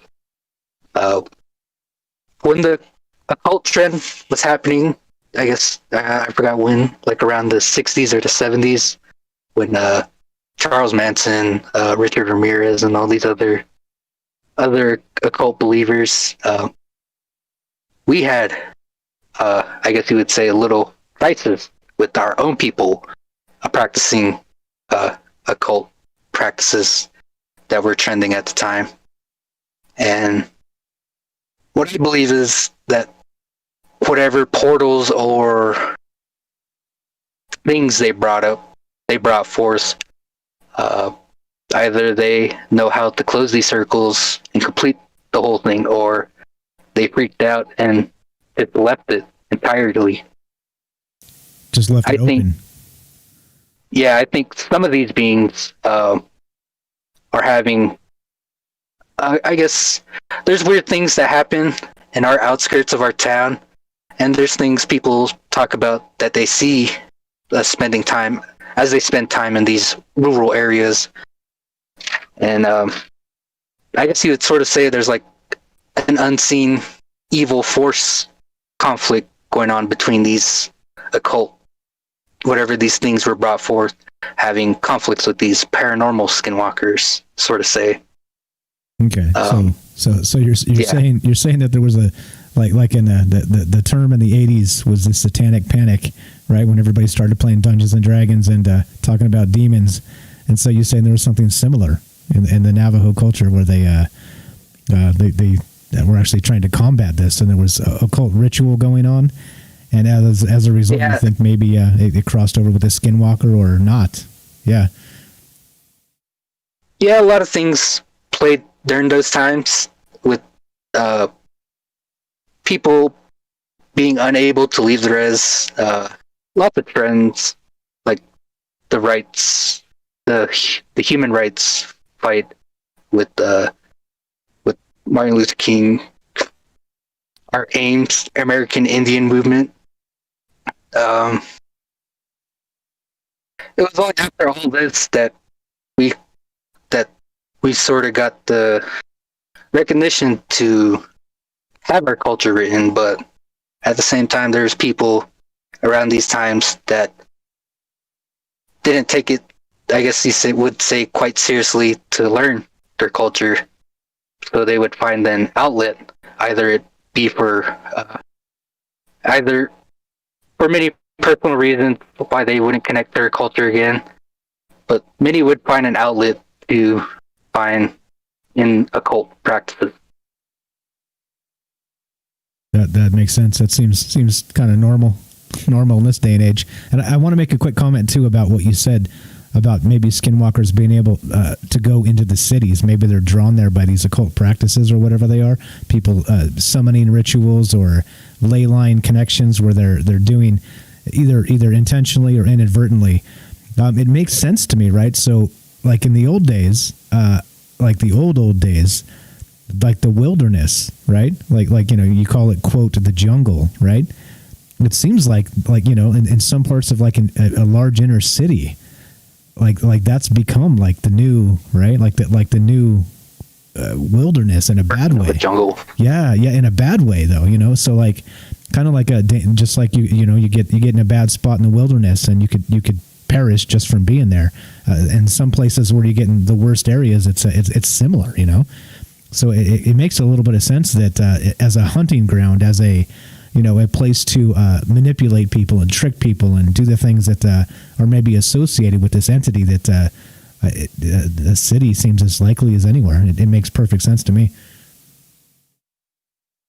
Yeah. It's kind of good to know that these speculations aren't only just mine. These are also thought of by other people and stuff. Yeah, definitely. Like you take what you can and then you try and fill in the gaps, and that's how we get the stories here.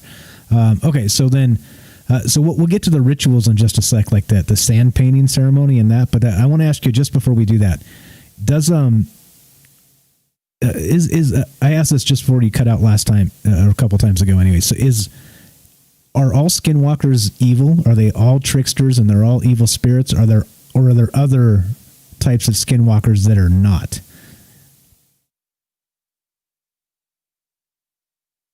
From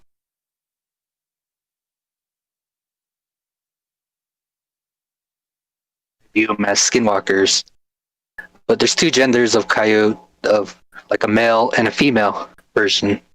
And I guess you would sort of say they are kind of like a duality between benevolent and malevolent. And the Hopis have sort of like a little taboo that's taboo for Navajo culture to see if these are benevolent and malevolent, sort of playing with like a paranormal conjuring type thing. But yeah, there are malevolent and benevolent skinwalkers. Okay, so they do both exist. Does it? So you mentioned two genders of them. Does it matter? Is it like maybe the males are more aggressive and the females are not, or is it just kind of a mixed bag? You never know. What I was told again was that coyote comes in, the male coyote comes as black. The female coyote comes as gray. And I guess that would sort of signal like benevolent and malevolent. But yeah, that's how I would see these types of skinwalkers. I see. Okay, so not quite sure, but it seems to be the black one would kind of be the dark fur of like the black magic and yeah. Okay, that makes sense. But yeah, there's also the fiction, kind of like an urban legend whisper that medicine men are like the trinity to these skinwalkers because they come in the form of a white, I guess you would say white color type thing. Okay. So wait, now, so you say, so the medicine man might be the balance between the two. Does that mean that? Yeah. It's like a holy trinity type thing. Okay. So does that mean that medicine men themselves can become skinwalkers? Is it possible for a person to become a skinwalker? Yeah, it's been long thought that these medicine men that they know these ancient ways to become skinwalkers. It's kind of all of the things I have, I guess you would say are new to how Western trends depict them.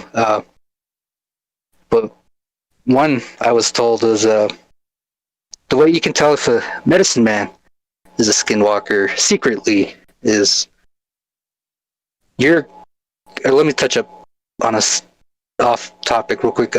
When you're born, you're given, I guess you would say, consecrated items that are that have meaning in Navajo culture.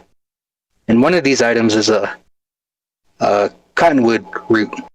It's used as a fire poker, but it's also used in ceremonies, and it's also used by Navajo medicine men themselves too.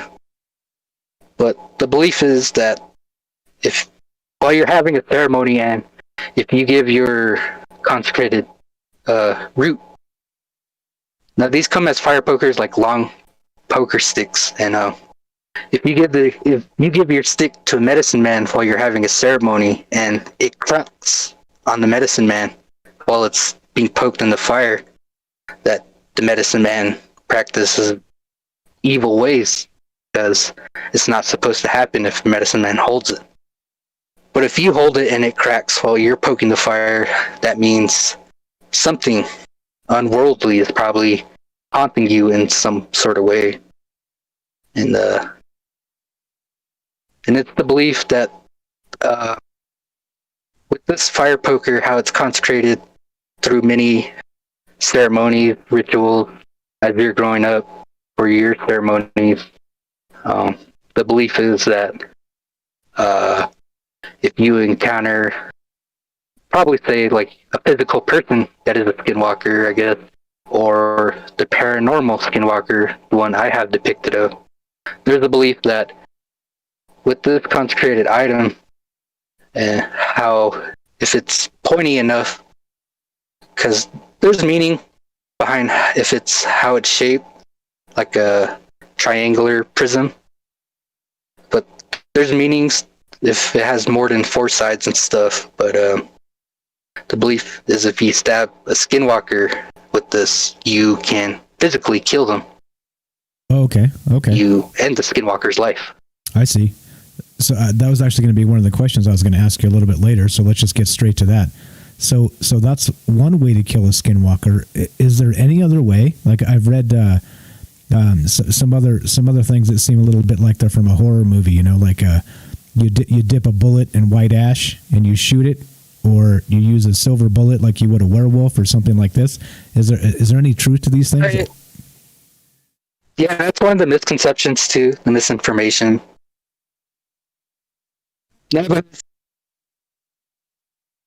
traditionally, or now we do, but before then, we our practices were just for us, and that the white ass adoption is kind of like I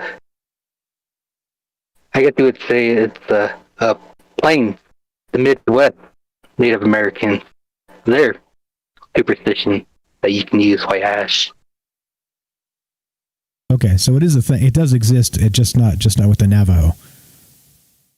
Yeah. Okay.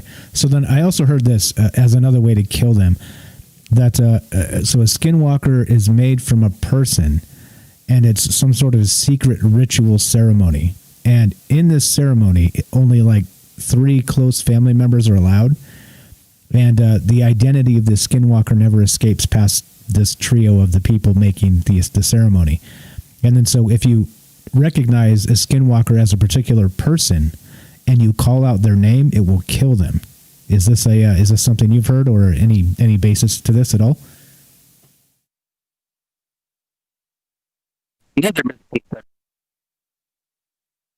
New generation, people probably older than me and people younger than me, this isn't a conception morphed in from Catholic views of how you can vanquish demons by just calling their names, knowing their names.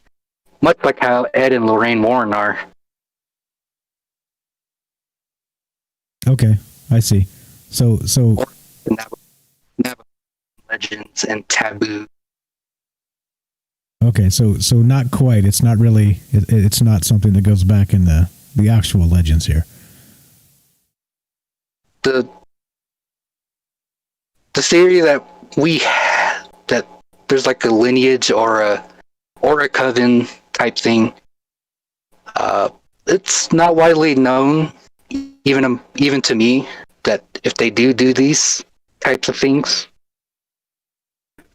like congregation to practice their rituals and type stuff.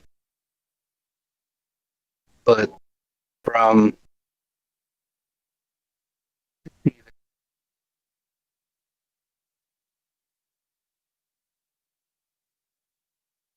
You just cut out, unfortunately, again. Always the best part. You're about to tell us something scary and then you cut out. I perceive how skinwalkers pass on their teaching is kind of, as cheesy as it is, I kind of perceive them as how like the Sith do in Star Wars. They only pass it on to one person, and there's a lot of speculations I have of how a person can become one. It all deals with having a clear conscience, like a clear mind to only focus on becoming a skinwalker, I guess you would say, because these also play a role with some of the rituals, the Navajo ceremonies we have. And I guess you would say it's sort of like an opposite thing, connection I made with our culture. Okay. There is an evil version to many of our ceremonies that is kind of getting lost and not known because of how much taboo stuff we have not talk about and not asking the elder about. It's kind of a learning repercussion to even learn about, and it takes time, but I do have collective information, kind of, sort of. Okay, so it's kind of like just like you would say, like if anybody was out there maybe dabbling in magic or witchcraft or these types of things, like there's always a danger there. So that kind of makes sense. There's something similar, that there's like, if there's white magic, there's going to be dark magic to kind of go along with it and to balance that out. Okay, so let's go to those to those rituals, some of those rituals. So I know you talked about the Navajo sand paintings, and some of these are called dry paintings, or the places where the gods come and go. Maybe these portals. Can you tell us a little bit about the sand paintings? One that someone made too that I kind of thought fascinating was these are like kind of like a spell or an opening of a portal for like an invitation to bring unworldly things about. But in our culture, the sand painting is a very sacred thing. Like there's many different sand paintings with lots of different depictions and meanings for each turn, each color, each thing drawn out in the sand painting. But the belief is that a medicine man, an evil medicine man who turned to the dark ways, would know these types of ceremonies, the opposite of these sand paintings, I guess you would say the negative effect of these sand paintings. And if the person they are a ritual on, again, how I perceive them as like a Sith Lord lineage type thing, but for whoever they're passing it on, they sort of entrance them into their power with the singing, the drumming, the holy words we have, the meanings in the sand painting, whatever ritualistic meaning it has to open up and invite these things. They manifest into this person, and this also has another connection I want to make with the illustration that I made, was that there is a human. The human is human, whatever you see, like the limbs, but whatever you probably see as animal around it, probably say if it looks more like a wolf or a werewolf or a lichen, that perception, that illusion is the paranormal entity that has been conjured to attach itself to coexist with human. And that is one connection I made just from the drawing I made. And I've always thought of it as unique, and it is a unique connection, I suppose. Okay, so just to make the distinction here, you're saying that there's like a paranormal coyote or skinwalker, and it's not necessarily the spirit as the entity runs around and does its thing. It's summoned through some sort of dark magic through these sand paintings, the evil kind, of course. I want to make the difference. There's two kinds. There's the good kind, the bad kind. But you can summon the paranormal skinwalker through these ritual sand paintings, and then kind of use them to do your bidding. This type of thing? Yeah, you can. They somehow summon the paranormal side. I guess you would say that fuzzy black mass with the protruding needles. I speculate that's the paranormal attachment to whatever it was to the human attachment. And it kind of makes sense in a way, if in Navajo perception. But yeah, I think something paranormal is conjured from the land to inhabit the person, to do these, to traverse across land on all fours, or to have the paranormal entity to take shift to an animal head, or help the human part of it have the power of any animal leg it wants, or any animal depiction it wants to have, even if it's a multitude of animals. Okay. Because we do have a... Go ahead. Oh, yeah, go ahead. No, you. I was going to say, because we do have two separate versions of how... not two separate versions, two mythology monsters. I think one being the Skinwalker, it able to transform, and we have harpies. These, I guess you would say, bird people. But yeah, we do have harpies in our culture too.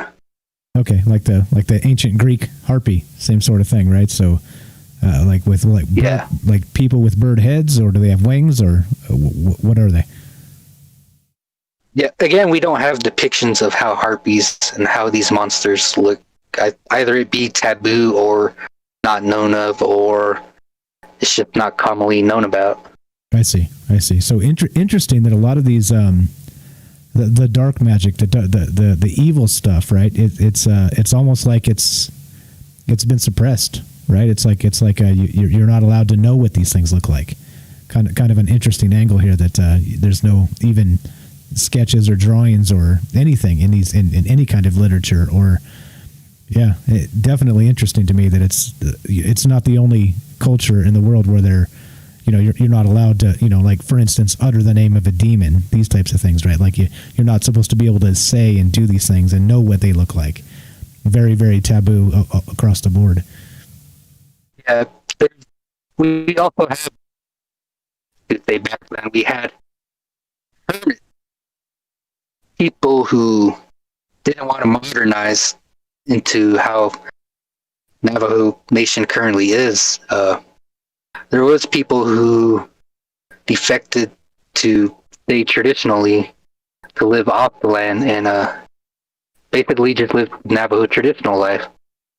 And there is an off branch from this too of just regular peaceful hermits, kind of like how the Amish live, people just trying to make an everyday living. And I guess you would say there's a savage version of a hermit in our culture, or in those trends back in those days too. Even now today too, hermits aren't commonly seen, but they were seen back in those days herding animals out in the rural lands before highways and roads connected everything in all the towns we have. They were seen out there just living off the land. There's even stories of 1970s when the Navajo Nation police was slowly starting up as the police departments and stuff. The EMTs, there's stories of them venturing out there and finding these hermits to give them medical aid and stuff too. And there's also stories of them coming across these evil side of these hermits. I guess you would say a paranormal kind of, like a touch of the Navajo occult side. And it's pretty unique too to learn about these stories, even from the people who talk about them and how it happened and stuff. Yeah. But it's unique to know that we did have hermits back in the 70s. But commonly now, with how everything's connected, a lot of roads, towns, a lot more Navajo people, there's a lot more Navajo. Not commonly to have a hermit out there now. Gotcha. Okay. I got a question here from Benjamin in the chat. Wants to know if you ever had a dream where you were a skinwalker in your dream, or if not, is there any significance to that? Is maybe I don't know. I guess you tell me. I'm not much of a dream interpreter, but weirdly enough, I did have some dreams about running on all fours, and it does feel tripped out in a dream to run on all fours. And there's meanings behind things that medicine men, I guess you would say dream interpreters, like shaman dream interpreters, that can probably help sort through what your dreams mean and how they're depicted. Because modernly, back in those times, even now, medicine men are seen like as an A-team. Each one has their own special way of how they can be a medicine man, either it being a kind of touching on with physical therapy, psychological therapy, dream interpretation. But then there's also the special few, I guess you would say, kind of like the Vatican exorcists, how they only call upon an exorcist during a time of crisis that involves demonic hauntings.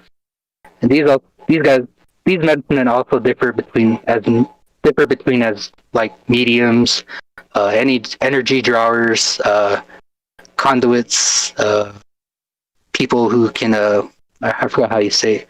People who can meditate to connect to the paranormal world, sort of like mediums, like spirits and type of stuff. Be able to talk to spirits and things. Yeah, and this is also a branch off from the Navajo witch purge I recently learned about, and that's something new to learn about too.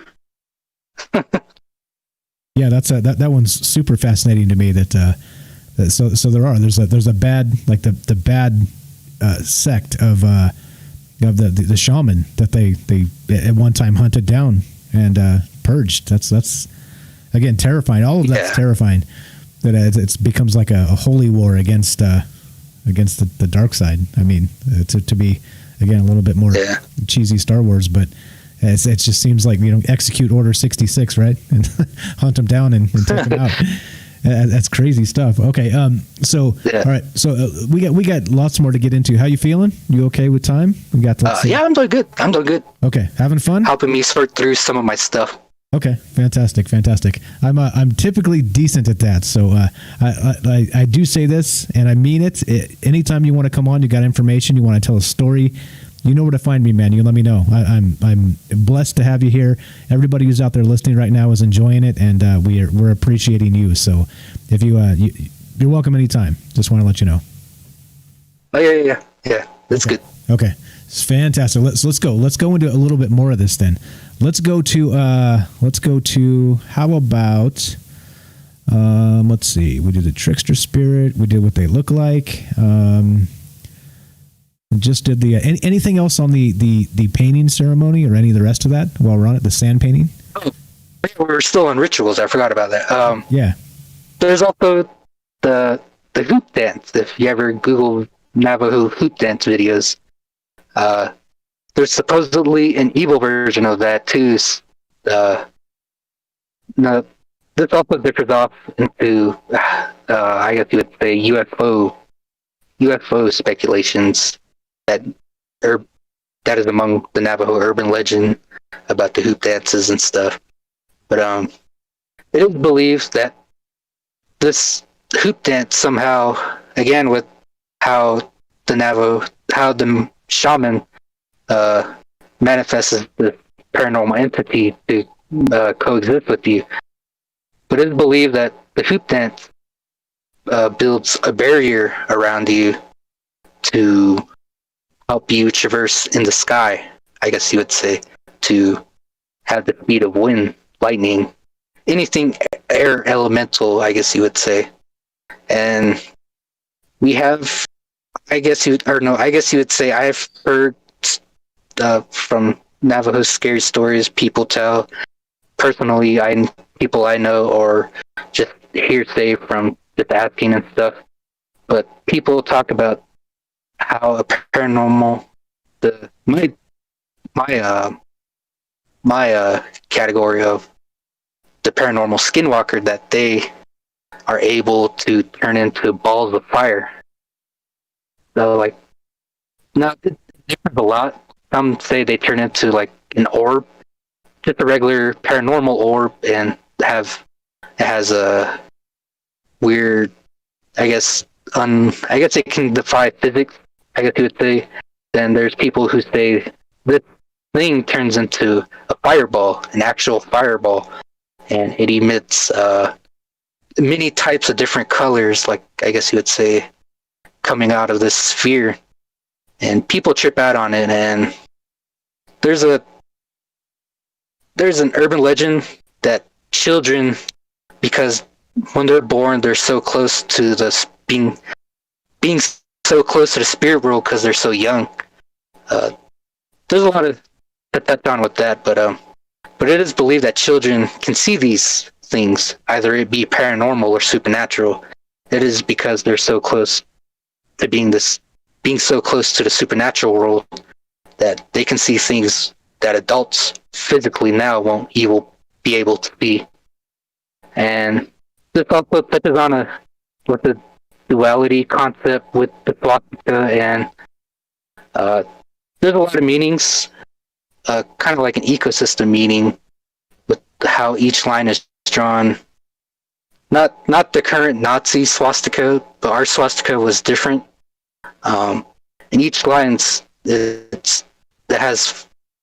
each line's at the end of the swastika, it draws off into 4, and depending on which culture you're in, each of those lines have meanings. Either it be kind of like an ecosystem meaning, or an animal balance ecosystem, or a elemental ecosystem, or just in the land in generally.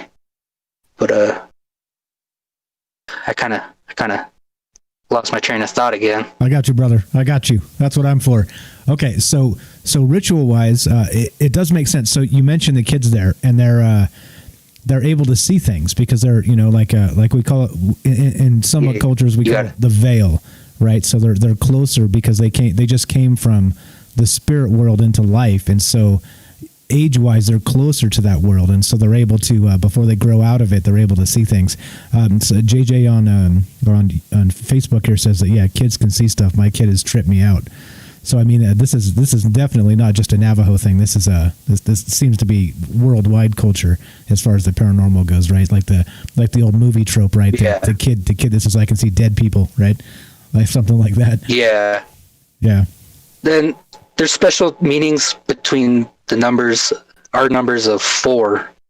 Either it be 4, 18, 12, 16, 32. All those have special meanings in some way in each culture too. Yeah, definitely. I want to go back to that fireball too, real quick. So so regarding Skinwalker Ranch, right? There's tons of stories that come out of that. Like that's how most people are familiar with the Skinwalker and the legend of the Skinwalker.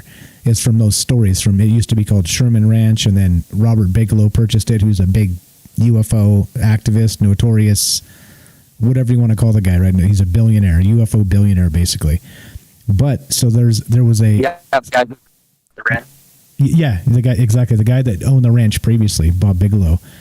But there's stories from these guys that say that, there's a particular stretch of road on the ranch where they're driving down there, and it's like a sharp turn, and they get these fireballs in the sky that appear along this stretch of road, and it's like it appears in just such a way, like in your rear view mirror, when you should be watching the road. And you turn around to look, and it's like a sharp turn and can run you off the road, put you in a ditch type thing. Like this. There's a particular stretch where it's exactly like you're describing, like these fireballs that kind of come out of nowhere. And they're not meteors. It's definitely something paranormal or a trick of the mind or something. But yeah, crazy stuff. Interesting you mentioned that, because that's one of the stories that comes out of that area.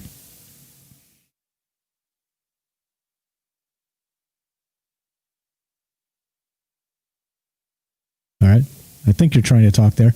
Okay. You're not coming through. But okay. So with that said, there's more here. There's more here to talk about. There's tons more this is an amazing topic because there's an unbelievable amount of stuff here. All right. Let's see. All right. You there? Test 1, 2. I think you're trying to talk, but nothing's coming through. Okay, so I'm going to talk for just a little bit. Just go ahead and interrupt me and get in here. Make sure that we're working again. So you actually have some of these drawings. Do you want to talk about some of these things, like what the different? Let's see. Hold on. Let's go to some of these. Let's take a look at these drawings. We saw the Skinwalker one with the look like quills or fur or whatever that is. What about the one with the cliffs and the burrows and the boulders? Any of that, if you're still there? Oh, no. Complete disconnect. Okay. All right. So we're here with, he's going to, I imagine he'll get back on a sec. Complete disconnect, though. All right. So we're here talking with our new friend. His name is Danon. He lives in Navajo Nation, and he's an expert on skinwalkers. He's a paranormal researcher that is kind of trying to get into the culture of and the mythology from years past, from generations past. And so he saw a skinwalker when he was young, or about in middle school, and he's kind of made it a life's mission at this point to kind of collate the stories and the eyewitness accounts and the rest of these things, and try and turn this into something positive to spread the knowledge on what these things actually are. So I think he's back in. Here we go. So here's Daniel again. What's up, buddy? You there? Yeah, I don't know what happened. Disconnect. It happens. It happens to the best of us. Don't worry, man. No sweat. No sweat. Can you hear me though? Yeah, I can hear. Okay, good. So, all right. So I've got these sketches that you did on Reddit. Do you want to talk about these? I pulled up the one that had the burrows and caves, the cliff edges, the crevice. Any of this? Got comments on this while we got it up? That's the one we kind of touched up on. Like, where they dwell. Where can you commonly find these at? But yeah, in my documentations, sort of say these all happen around areas that have crevices, and we also have volcano cones, ancient volcano activity from Flagstaff.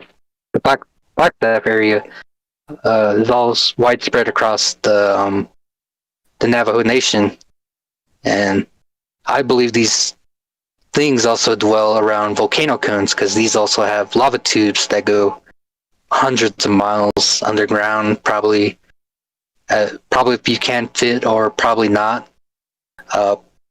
These are also seen around boulders, and one that was spotted around boulder cliff edges is the National Geographic actually got it, was the Howler. I actually have that. I think that's on YouTube. I have it.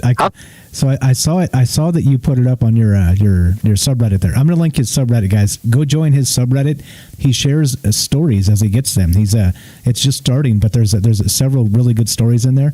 And I took that Howler thing and made it into little clips. So I'll play that tonight as you finish up or as you're ready to get going. I'll play the actual audio of that Howler where I watched that whole video. It's like maybe 8 or 9 minutes long, but I just cut it up into audio clips.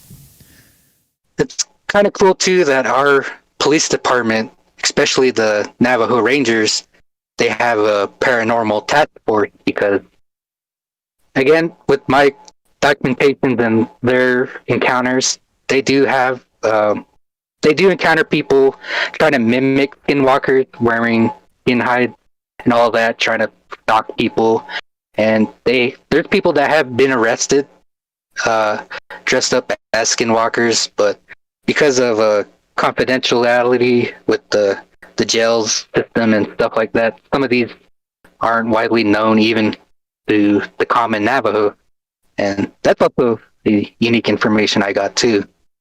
And but yeah, the Paranormal Task Force, the Navajo Rangers, they go out and investigate things people say, like they're saying they're being haunted by skinwalkers and such. But the one they documented, I believe, is the glowing eyes I've also seen out in Monument Valley. And that is the one I've seen in Monument Valley all happened before this episode, The Howler, came out. And when I seen it sent chills up my spine because of those glowing eyes. And it kind of did strike a little fear in me when I did see it personally, and when I seen it on that TV. It just sent goosebumps up my spine. It's a little bit terrifying. So he's talking about on, I think it's the National Geographic Channel. I've got the clips I'll play for you guys, but they have an actual paranormal task force in their police, and that if they're getting, in this particular one it's called the Howler, and they were getting howls in the night reported from different places, and so they're literally like these cops are tracking down, kind of like the Ghostbusters from the movie or something, right? They're literally going out to kind of find what's up with the paranormal stuff. I thought it was fascinating as hell. Okay, so we got this. Interesting to note, just real quick before we move on from this, like the boulders and the crevice and the cliff edges, these types of things that you've illustrated. As you watch more and more of the Missing 411, you'll start to see that there's some like extreme similarities between some of these things that you've noted and missing people. So curious that it lines up a little more. But yeah, pretty nutty stuff here. Or I've always had this theory of planet stuff. Also seen around abandoned uranium mines we have around here, and also Anasazi ruins that we have. And it is good. I do see similar connections with his theories of how people go missing in these areas and stuff. Yeah, he definitely in his books he outlines exactly that there's some similarities here, and with missing people, it's pretty crazy. Okay, so we got how about the picture with the two horses here? What is this one about? The Navajo told me. I retail and stuff, but essentially, do you want me to tell it? So actually, I missed that entire part you just said. So yeah, if it's a long story, that's cool. We don't have to. We can skip it. But okay, we can just skip that if you tell me. You want to tell it's fine. It's fine either way. Okay. You're acting like it's a long story here. why would you not tell it? Yeah. What he told me was his grandfather's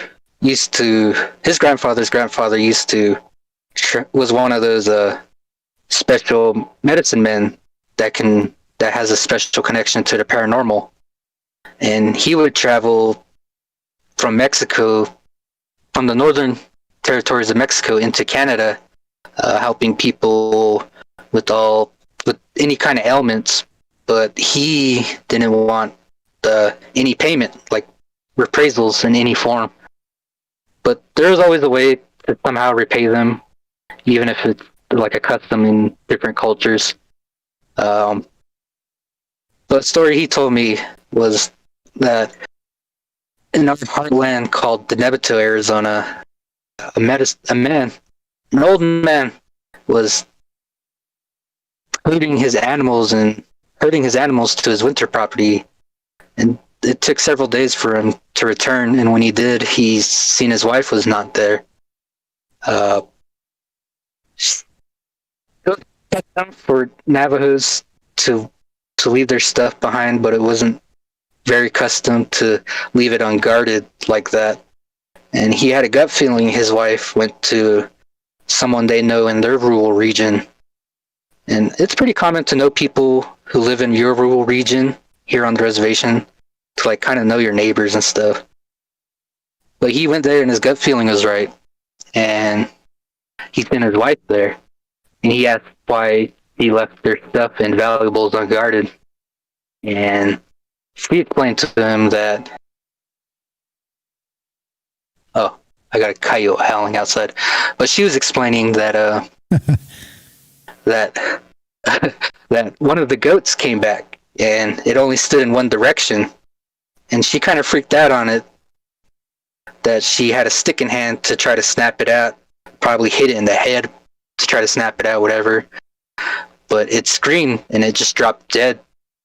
And it was accustomed to not be wasteful, so she butchered the goat, hung its skin up to dry in the sun, and she went about with her chores.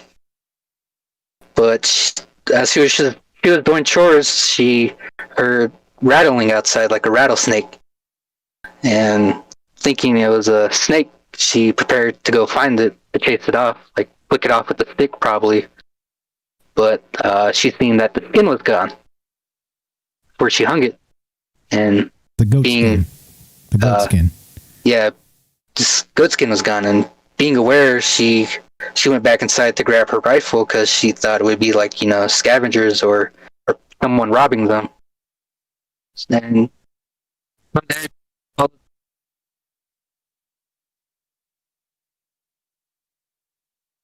you're cutting out again. Hey, just FYI, guys, while he's getting his connection back, I linked this direct story. So he actually wrote this story and put it on Reddit. So the first link on Reddit there is his subreddit. The second link is this story that he's telling right now. So I actually know this one because I read it from his from his account there on Reddit. And again, he's let's see, what is the name? He is Latecap3 on Reddit, and those are the two links. You guys can find him there. You with us? You with us, Danon? Still there? Can you hear me? Yeah, just came back in now. So I'll cut off some of this past because I've heard this before because you completely cut out. So she goes back out. The goat skin is not there. She runs to get her rifle, and then when she comes back out, the goat skin is doing what? The goat skin, after a while, of track.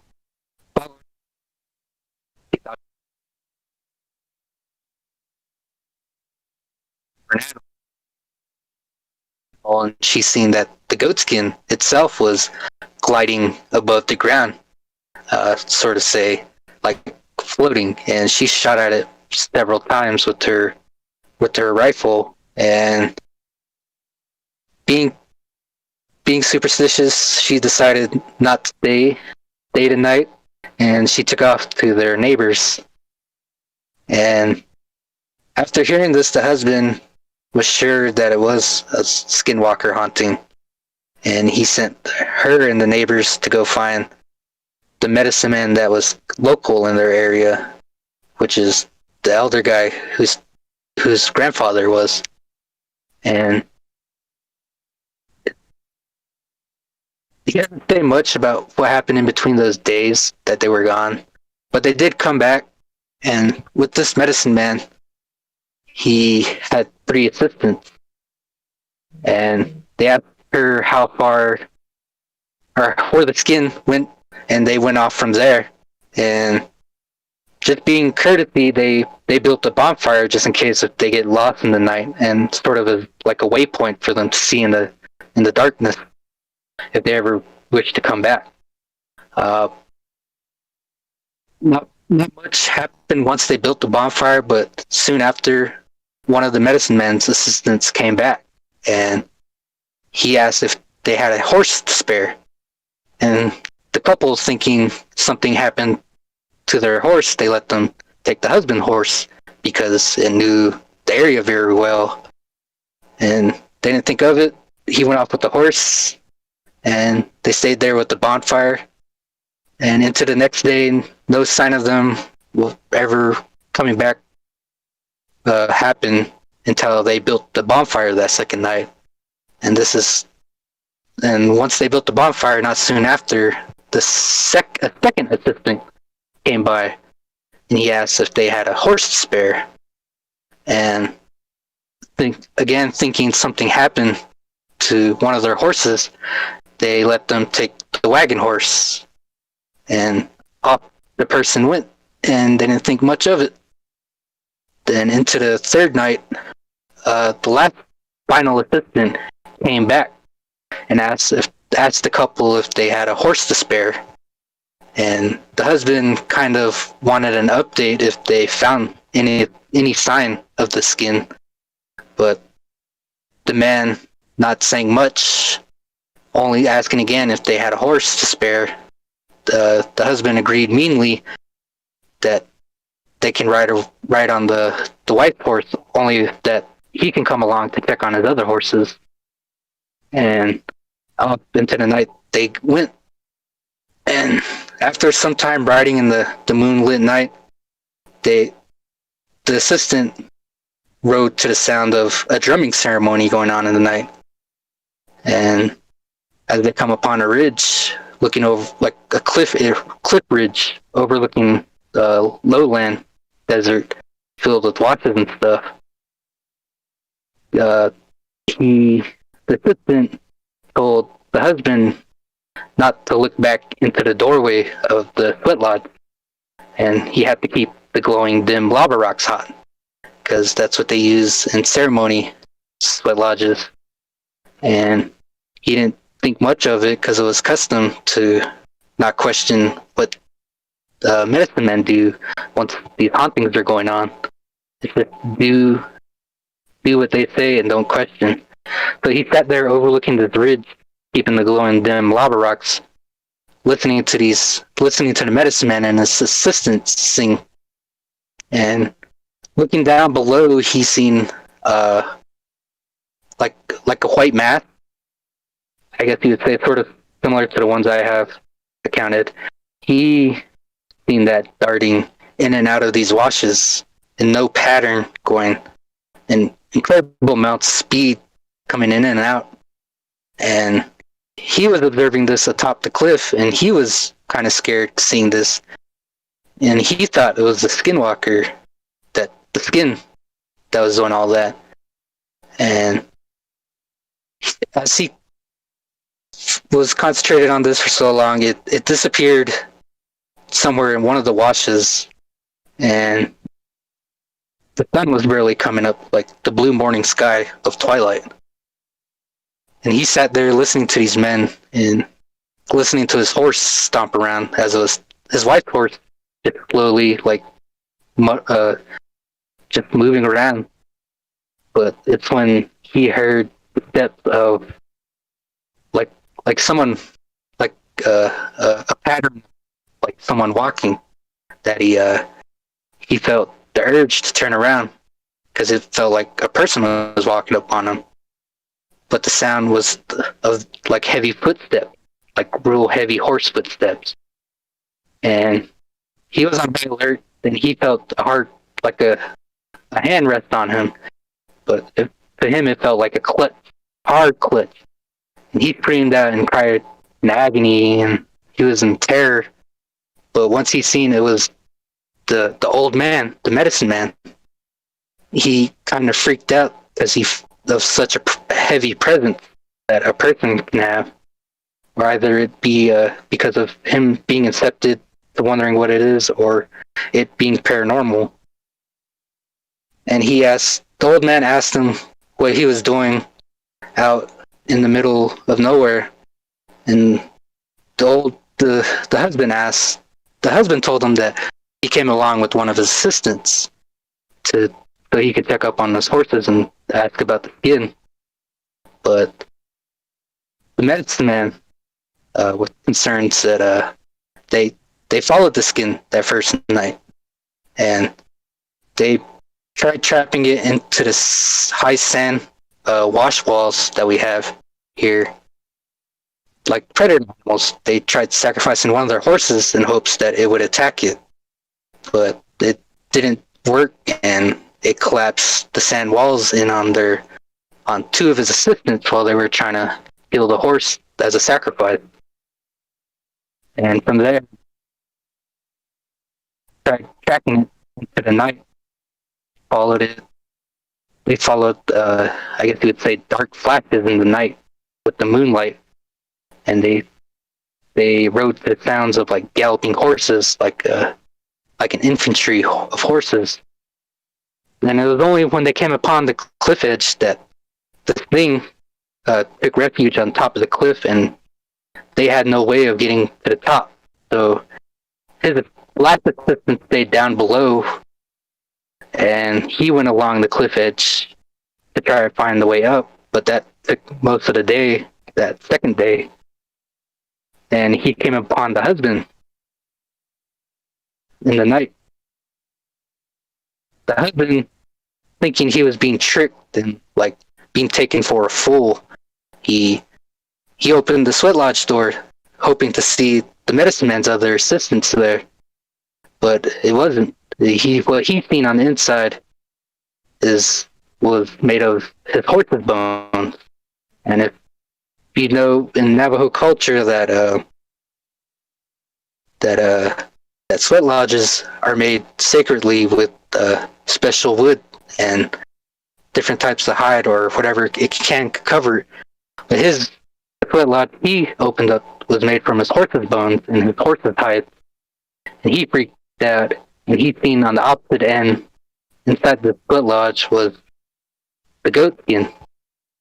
And medicine man took the goat skin.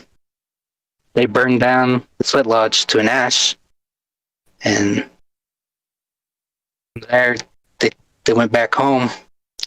And that's when the wife brought up that the carcass, the meat carcass of the goat, was gone, and she couldn't find no trails. And I think I forgot one part, but yeah, after that they went to their winter property. They never returned after that, And once their Hogan started falling apart, they never really bothered to rebuild. And I guess desertification took over. And when it came to rebuild on their original property, they never did. They stayed in their winter property. That's chilling. So the medicine man was one of the dark medicine men, right? He was actually maybe conjured that Skinwalker or cursed that goat, or he was responsible, right? Behind all of this. That Skinwalkers can conjure themselves without being seen. That's the lesson behind this story, that they can conjure without being seen, kind of like I guess you would say, an astral projection in paranormal terms. Okay, so the Skinwalker was invisible and took the goat skin. He was the one animating it and moving it. Yeah, and he was manipulating everything of the goat skin. Wow. Okay. Yeah, that's pretty creepy. Again, so I linked this story straight on Reddit that Dan in here has actually posted, and these are the types of stories you don't get, right, unless you know somebody on the inside. Like this is amazing. Again, thank you for sharing. And I don't know. I read the story and I was like, whoa, whoa. If you guys want to read the entire thing, again, I linked it. Please follow his subreddit. It's Latecap Skinwalker ADV. I linked it in the chat. You guys can follow him over there. And he's adding more stories as you get them, right? You're going to add to this legacy and kind of maybe set the record straight on what some of these legends are and actually coming out of the Navajo culture, right? Yeah, the battle against misinformation. There it is. Fake news. We got fake news. The battle rages on everywhere. Okay, so a couple quick things there as we finish that. We got about, if you're okay, we got about 15, 20 minutes left. Can I go through like a list of these things? Okay. Let me go through a list of these things. Some of the actual, some of the claims of what Skinwalkers are. And then you can just kind of give a quick yes or no, whether you've heard that, there's some rumor or basis to that, or you think it's just complete Hollywood BS at this point. Okay, yeah, I kind of get it. Okay, so you're the fact check. We're going to kill some fake news here. All right, so let's take a look at some of these. Hold on, let me pull this up. Here we go. All right, so this is from the dailyhawker.com, and there's a bunch of claims here about Skinwalkers and some of these other things they can or cannot do, right? So I think that's the best part here is to kind of take these websites and really ask the expert here. Is this something you've heard? Is this something that seems legitimate, or is this seem Hollywood and made up? So here we go. Let's mow through some of these. So number one, the Navajo say to lock eyes with the Skinwalker is to allow them to absorb themselves into your body. On the other hand, some Navajos believe that if you make eye contact with the Skinwalker, your body will freeze up due to the fear of them, and the Skinwalker will use that fear to gain power and energy. Yes, that's kind of true in some way. Like Inception, kind of. Okay, so they do kind of take negative energy off people, like kind of fear is good for them. Yeah, they can kind of hypnotize you, I guess you would say. Okay. So we got some truth there. So if you were a fact checker, you would say mixture or mostly true. What do you think? Mostly true, yeah. Mostly true. Okay, perfect. Number two here. The Navajo won't touch a corpse for fear of accidentally summoning the shade of the deceased or making oneself vulnerable to the Skinwalker's dark magic. Touching a dead body is taboo in Navajo culture. There's many lessons about that, but I'm not sure about the Skinwalker, touching a Skinwalker. I haven't heard much about that. Okay, so half and half. half. Yeah. Okay. Number three, the Skinwalkers cannot enter a home without invitation. That kind of ties perception of how vampires are, and it's kind of mitigated into Navajo perception to like influential, but Skinwalkers can enter a home. That is one truth. Okay, without the invitation though. Yeah. Okay, so that is false. More like vampires, like you said. Yeah. Yeah, that seems like they mixed a vampire there. Okay, here's another one. Number 4, skinwalkers use charms to fear and control their victims. Such charms include human bone beads launched by blowguns, which embed themselves beneath the surface of the skin without leaving a mark and can cause paralysis and heart failure. Yeah, that's a common urban legend about them amongst Navajo people. Okay, so that some truth to that. Yeah. Yeah. Right. Wow, so this is actually exceedingly accurate so far. I'm shocked. I'm a little bit shocked. Okay, let's see. Number 5. It is said that some particularly powerful skinwalkers have the power to steal the skin or the body of a victim. By merely locking eyes with the intended victim, the skinwalker can absorb and effectively enable the creature to become the person physically at will. So they can kind of steal your soul and become your likeness. Is that a thing? That is a rumor, urban legend I heard about too, even amongst Navajo people, that they can mimic you if they have enough information about you, I guess you would sort of say. So part of that trickster spirit type stuff, they can maybe cause havoc by showing up as your brother or something and causing problems to the family. Okay, fantastic. So again, this is shockingly accurate. This is from the dailyhawker.com. I didn't expect this to be close at all. Okay, let's see. Number 6, the skinwalker will avoid bright lights where it can because the eyes of the skinwalker burn red like coals in a fire. Some of the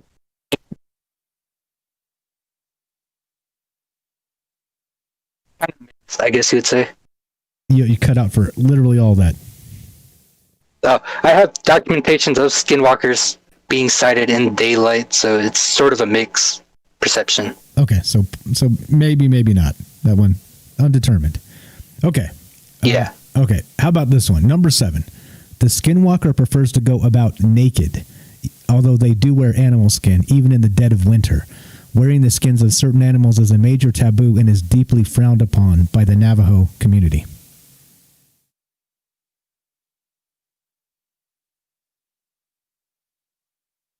I guess you would have the physical skinwalker, either it be a hermit or someone mimicking them. But from illustrations I have, they all have some sort of animal hide on them. Yeah. Okay, so the animal hide part is true. The naked part, maybe or maybe not. Yeah, it's open to being speculated on. Okay, all right. So yeah, so we're kind of accurate here so far. I like this. Number 8. According to Navajo legend, the only way to kill a skinwalker is to gun the creature with bullets that have been dipped into white ash. There we go. We already talked about that one, but go right ahead. Yeah, our difference between perception of different ways cultures view on stuff. So in some cultures that is true. They say if you dip the bullet in white ash, you're able to kill a skinwalker. Yeah, it all depends on how their shapeshifter stories are, because skinwalker is a part of all native cultures in some way. There is Hopi skinwalkers, Apache skinwalkers, Ute skinwalkers, but Western trend has depicted them so much, and it has so much momentum that people, even natives, believe that skinwalkers are only of Navajo origin. Okay. Here's another one that's part of number 8 as well. It says, if you wound, the skinwalker will bleed a yellow liquid instead of blood.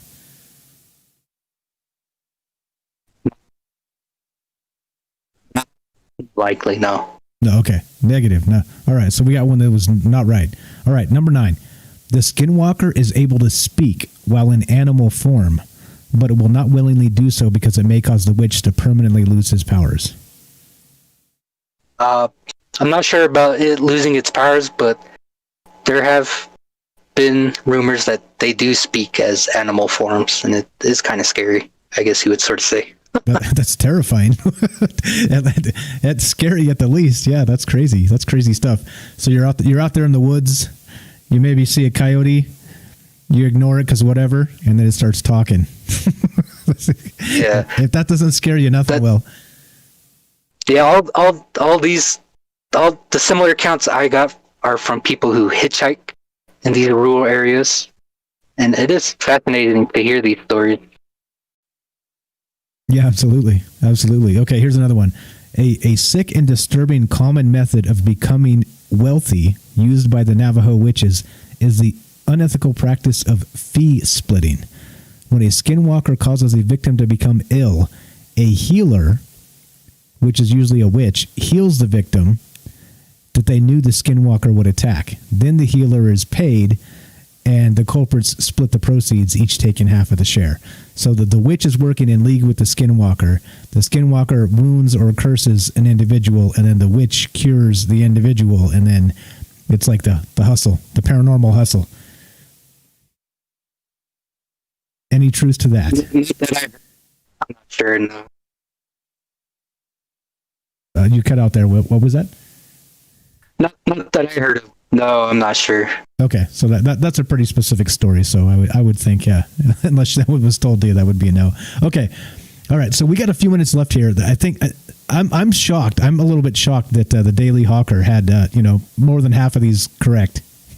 To me, like I said, I demean some of these web pages that kind of come up with these cockamamie stories and make you roll your eyes and smack your head. But I don't know. That was shockingly accurate. So as we finish up here, is there anything that we missed? Do you think we should kind of toss in for skinwalkers, or anything else, or anything else about yourself or the Navajo you think we should hear? It's just it's good to have you on, your expertise and all the rest of this, but I kind of want to give it to you to kind of plug a website if you got one, or whatever you got, man.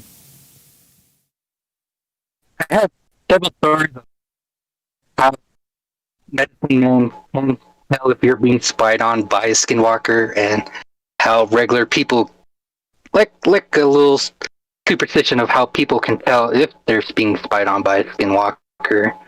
What else do I have? We touched over the hermits and mimickers, the cults, the shadows. What else is there? There's a lot of stuff, man. There's a lot of stuff. Like I said, we could probably go for a couple more hours here. Let's see. What do I got? I have speculations too about them being territorial too. Okay, so you think there's something to that, like that Skinwalker Ranch? Maybe there's a particular Skinwalker that maybe hangs around there. Yeah, because some of the hunting that I would document, or people would talk about, people say they only last for a few days, and it's all activity ceases after those few days. And I kind of label that as like indirect, because it was probably just like passing through, trying to manifest off ambient energy or human energy. But there's also the direct contact, like it has the willingness to make itself known to you, and that also lines in with it being sort of territorial, because it can be territorial for, I guess, many or a few reasons, I guess you would sort of say.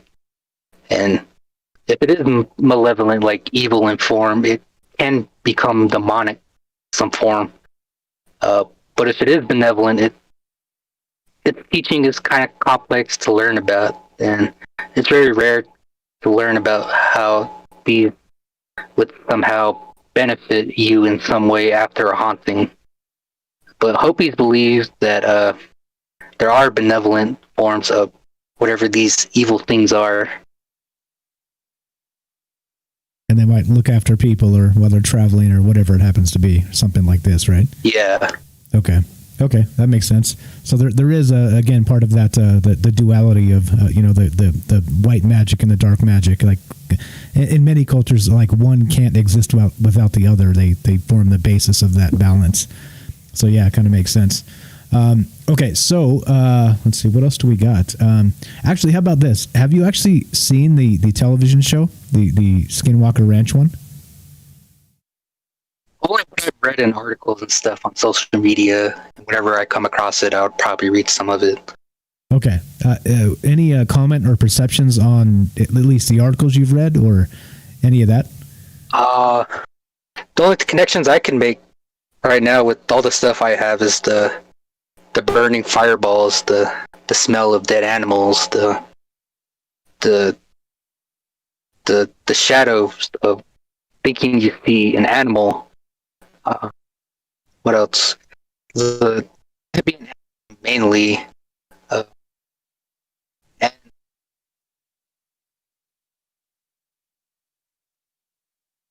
culture, because even now I don't know much about it, if it has any ties to Navajo culture. I'm pretty sure the Utes do, because but I'm pretty sure the Utes have some stories about the area, because that area is originally part of their homeland and was contested by us in the 1800s, like little skirmish battles and such. Okay.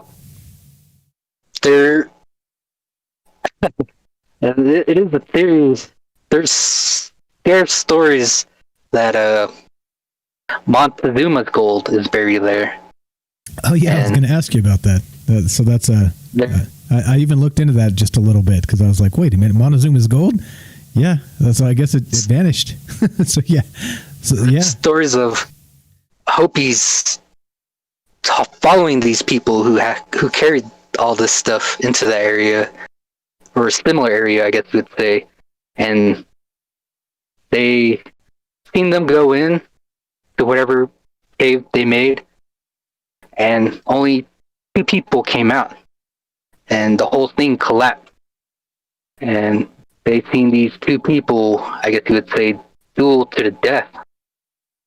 And the Hopis believe that what these 2 people were doing was setting a curse down that they would guard it in the afterlife, and anybody who gets near it will face some sort of judgment or illusion to change their perception and stuff. And there's some stories among Navajo stories too, that they did come through Flagstaff, through the Painted Desert, along the south of the Grand Canyon, which is right in your neck of the woods. You're kind of right in there, right? Yeah. Nice. Okay.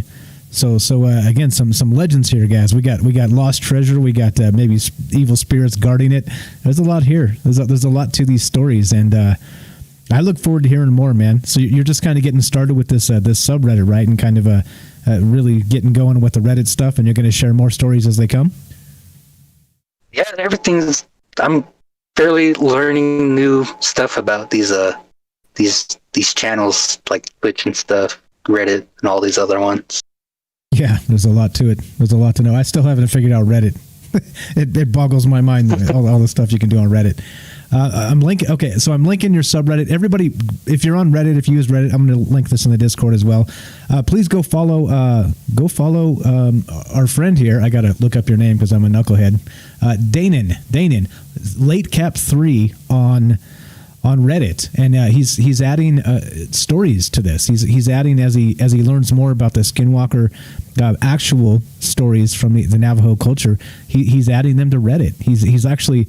This is what you would do as an ancient chronicler, right? Like you would be writing this stuff down, like chiseling it in stone, or writing it on some sort of parchment to pass down to your children. Yeah. But instead, we got Reddit, so and things like this. So he's I think this is an invaluable thing you're doing. I think that not just for the Skinwalker, but for the culture, for the Navajo culture. Like there's a lot of things you're going to turn up, like that. The witch purge and these types of things, that like maybe we'll get lost if you're not talking about these things and chronicling them. I think that there's a good chance these things get lost to history with swallowed up by fake bad news. So again, I can't thank you enough for spending all the time with us. I know it's a long show, but we do it intentionally because there's a lot to say. Like we could still do more on this, right? Like it's unbelievable the amount of things. Like you said, you still got like probably 10 more firsthand accounts that you could tell, right? Yeah. Yeah, it's unbelievable. Sorry, go ahead. It's just the tip of the iceberg. Exactly. So do me a favor. Like I said, you got a friend in me. Anytime you want to come on the show, you let me know if you got a new story you want to tell and you want to get the word out there. What I'll do is I'll go back and I'll edit this up and do a nice little podcast, and where you cut out and stuff, I'll trim it up and make it so it doesn't seem that way. So we're okay. We'll be able to get through this and it's no problem. But again, thank you so much for spending your time with us tonight. It means a lot to me. It means a lot to a lot of the folks out there listening, and I'm sure it means a lot to your family and your friends that maybe back you up getting the information out. Yep. Thanks for helping me sort through some misinformation and stuff. You got it, buddy. Anytime you need it. Okay. Once again, Danon, Latecap3 on Reddit, and you can find him there. And I appreciate it, man. We'll be in touch. I'm following your subreddit, and I'll be reading every post eagerly. So look forward to having you on the show again soon. Okay. Yo. All right. Thanks a lot, my man. I'm going to move you out to the caller queue, and I'll finish up this show, and I'll send you a link too when it's all done up, and so you can share it or spread it around or whatever you want to do too. So or burn it. All right. Cool. Or burn it. Whatever you want to do, man. Once again, I appreciate it. Have a great night. Okay. Yep. You too. Thanks, Danny. Appreciate it. All right. There we go. It's as easy as that, right? Sometimes it's easy, sometimes it's not so easy. But this guy has a wealth of knowledge, right?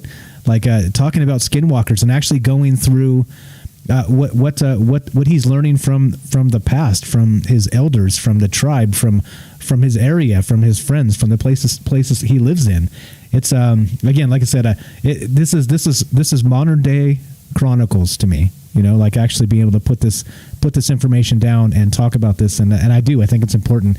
I think that's part of why we've always done this as well, is because so much of this information, so much of these stories, like I wish that like I spent time with my grandparents and had them tell us stories about the old days, and actually got it on camera.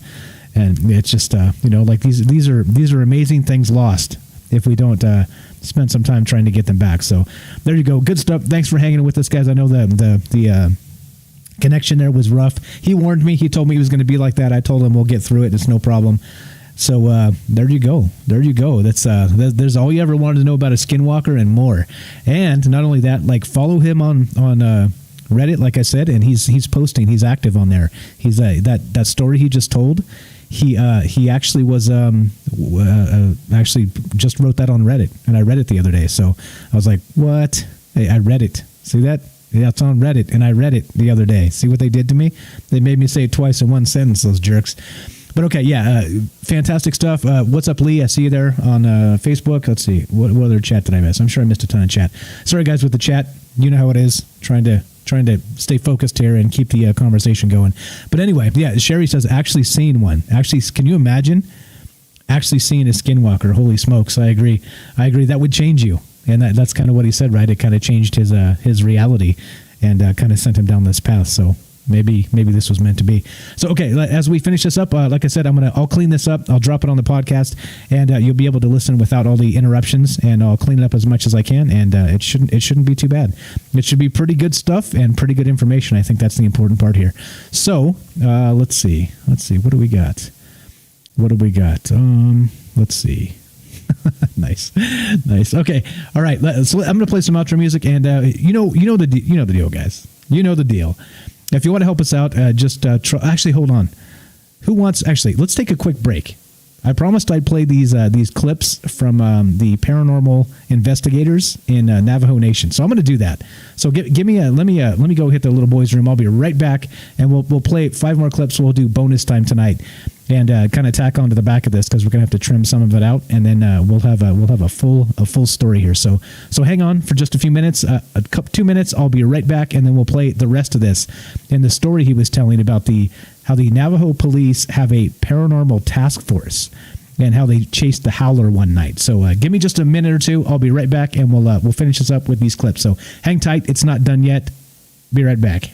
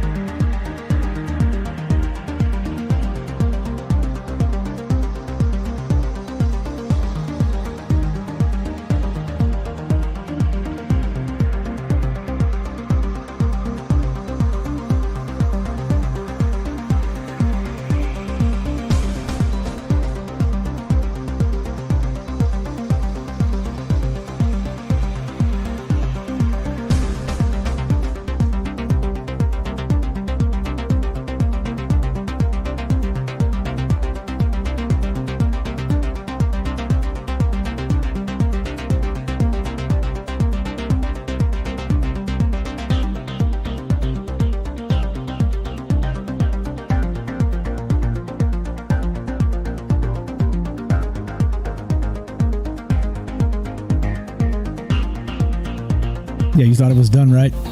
You left, didn't you? That's all right. If you didn't, then you're in for a treat.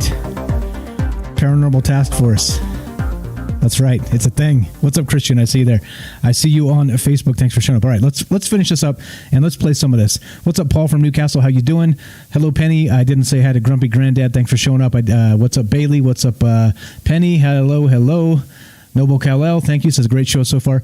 I thought it was good stuff. I thought it was definitely fantastic information. And again, a little bit shocked that the pop culture website versions of this are at least half accurate, according to the expert there. Okay, so anyway, he was talking about a paranormal task force that the cops basically chase around, like skinwalkers or monsters or whatever it happens to be. So hold on, here we go. I'm going to play clip 1. This is from National Geographic, and part 1, Paranormal Task Force on Navajo Nation. And yeah, let's see what this is all about. Part 1 action. For the past 4 months, something has been terrorizing the people in this rural community. Locals have reported hearing horrifying screams in the dead of night.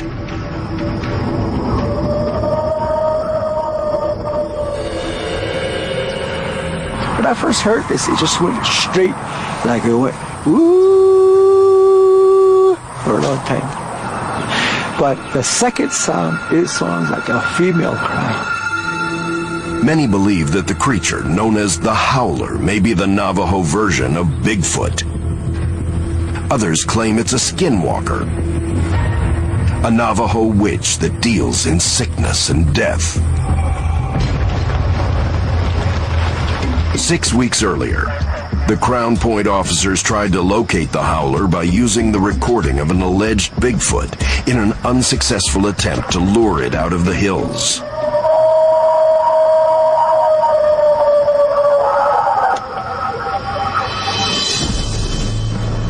Official policy requires investigating cases involving the supernatural on the Navajo Nation anytime the public becomes concerned.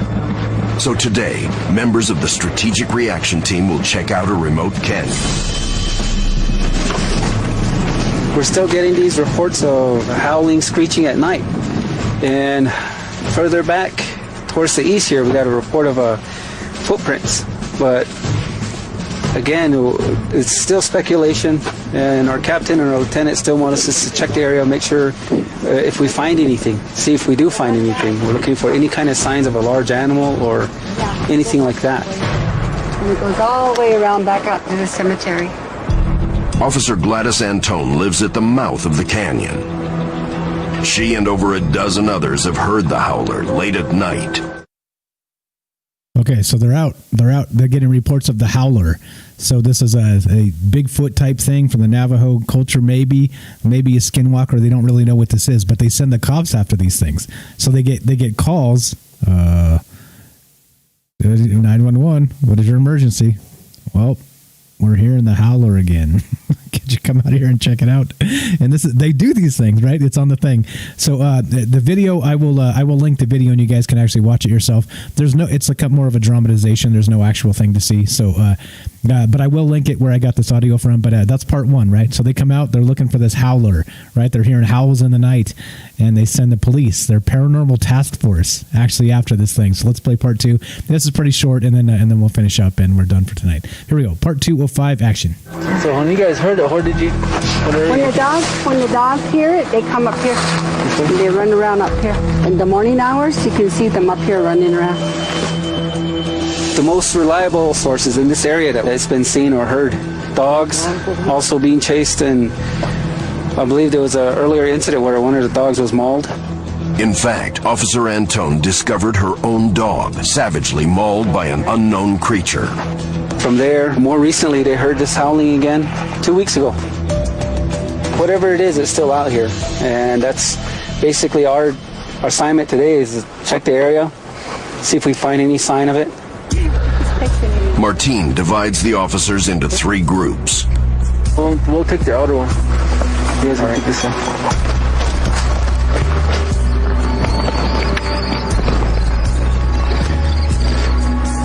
It's right under that shade.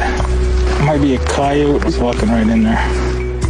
They search the ground for tracks and check out caves in the canyon walls. See, I guess we get up there and we'll check the tracks.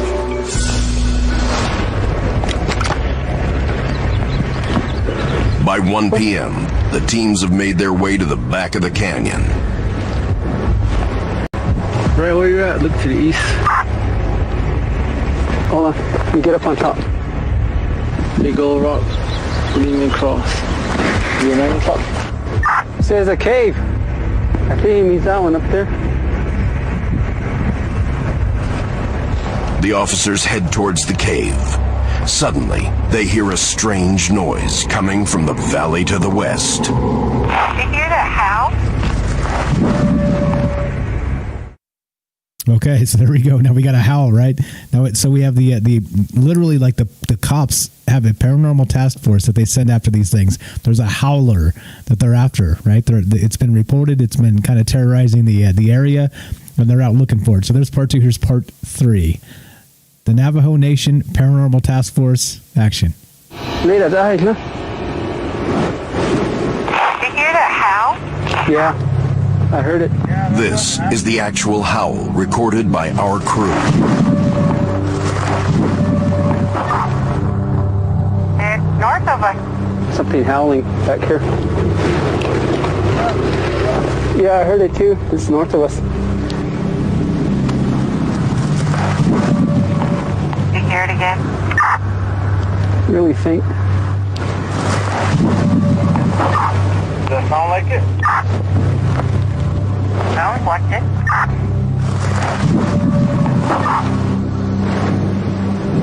It's coming this way, huh?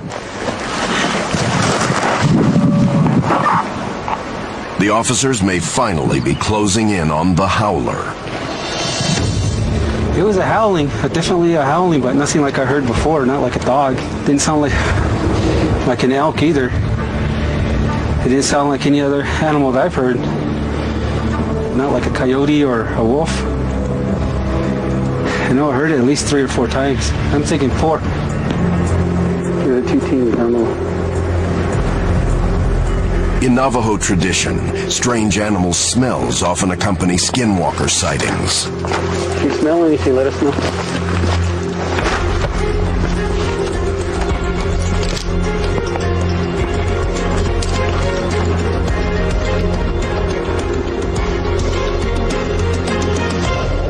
It came from this direction from where we were at, that last area. I figured it was in this area here where it sounded like. It didn't sound too far, but we are downwind. So it could have been a little bit further out too. But as you can see, whatever is running around out here has a lot of places to hide. Sherry wants to know, is it looking for a mate by howling? Maybe, right?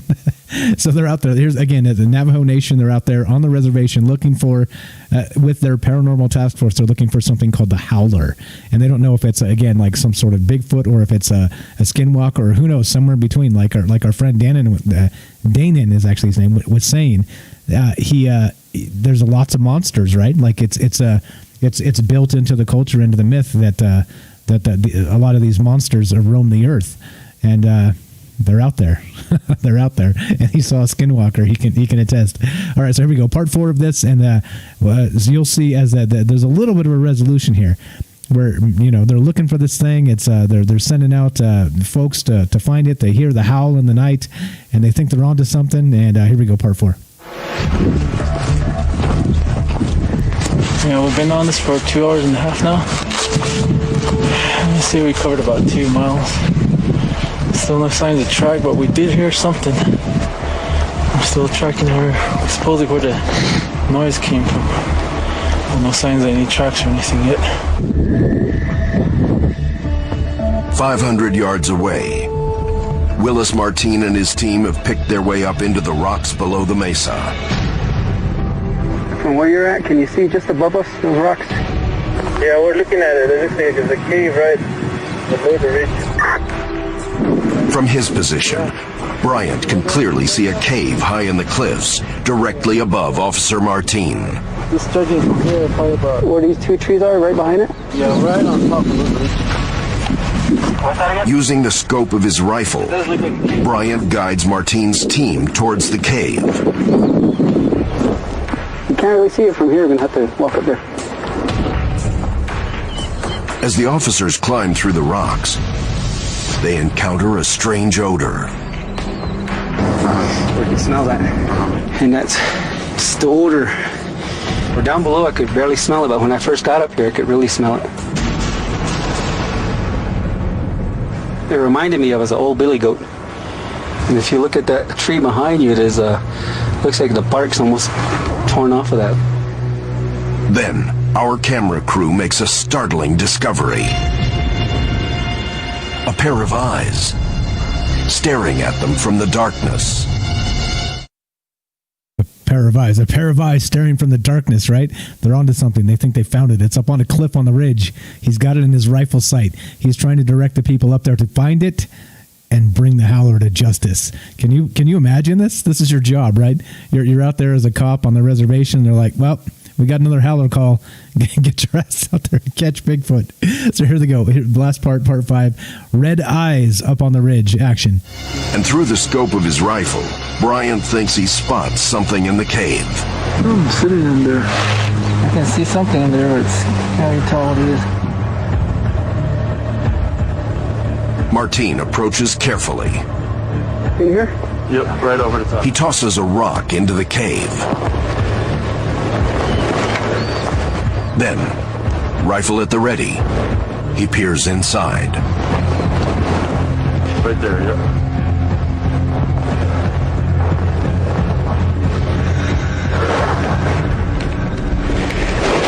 Nothing yet for you. No.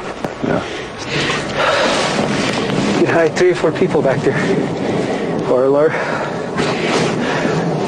But there's nothing back there. There's no signs, no tracks, no scuff marks on the rocks. If the Howler lurked in the cave, it somehow vanished. Martine's team prepares to push further up the valley, but they get an urgent call to return to the station. Just a little while ago, the lieutenant called me on my cell phone and told us to get back up to the high school. That they got reports of supposed to be a gang fight at the school, and he wants us to get back over there. Although the officers call off their hunt, they finally have the first solid evidence of the Howler. A pair of eyes recorded by our cameras, and the howl itself captured by our microphones. I heard it at least 4 times, so there is something. I'll say that. There is something. There you go. That was a segment on the Paranormal Task Force on Navajo Nation. A little bit scary, right? It was a little bit scary. Red eyes in the night, howls in the darkness, and that's what you get. This is your job. Imagine you get the radio call. Go get him. Good stuff. Again, like I said, if you're still out there listening, Danon, I gotta say it right. Thanks again for your time. Thanks for educating us on actual real folklore from your native peeps there. It's again, like I said, I was excited about this, and you definitely didn't disappoint. So thanks, everybody, for sticking with us. Like I said, long show. You guys know how it is. And we'll be back. We're going to do our thing. We'll be back on Tuesday, and maybe we'll be back for some aliens, or who the hell knows. Maybe we'll be back with some election tampering. You never really know. But yeah, hang tight. Stick in there. Everybody have a great weekend. And I'm going to play some outro music, and I'm going to finish this sucker up. Let's do it. Let's play this one, because this is one of my favorites.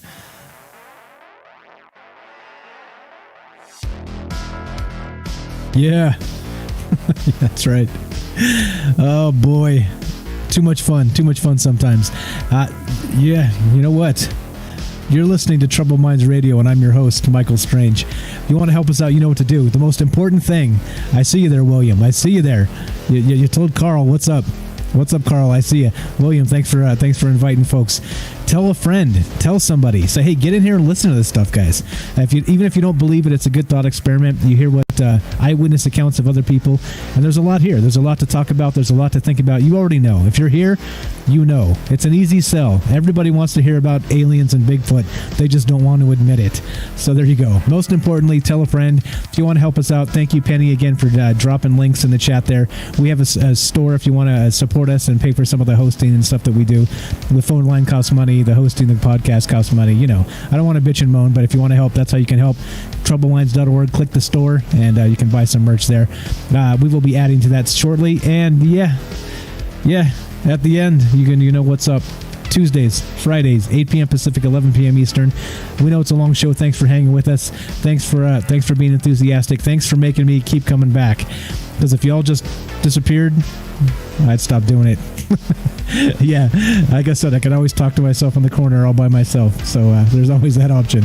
Anyway, you guys are the best. One more time, if you're here right now, you are officially the Troubled Minds superfans in my heart and forever. Thanks for hanging out. Thanks for kicking it. Thanks for dealing with the bad connections, and hopefully you got something out of it tonight, because I think there was a lot here. You guys are the best, and we'll catch you soon. One more time. You're listening to Troubled Minds Radio, and I'm your host, Michael Strange. Catch you Tuesday night. Have a great weekend. From our Troubled Minds to yours. Have a great night.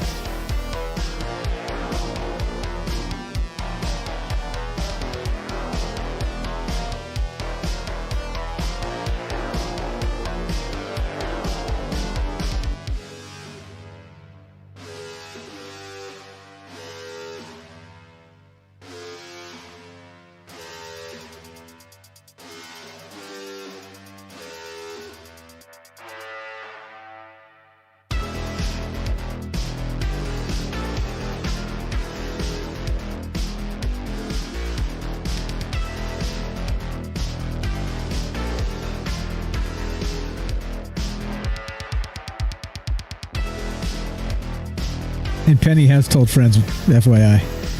Thank you again, Penny. Penny's bringing new people every show, it seems, so I appreciate that a lot. Thank you again, guys. Have a nice weekend. Have a nice night.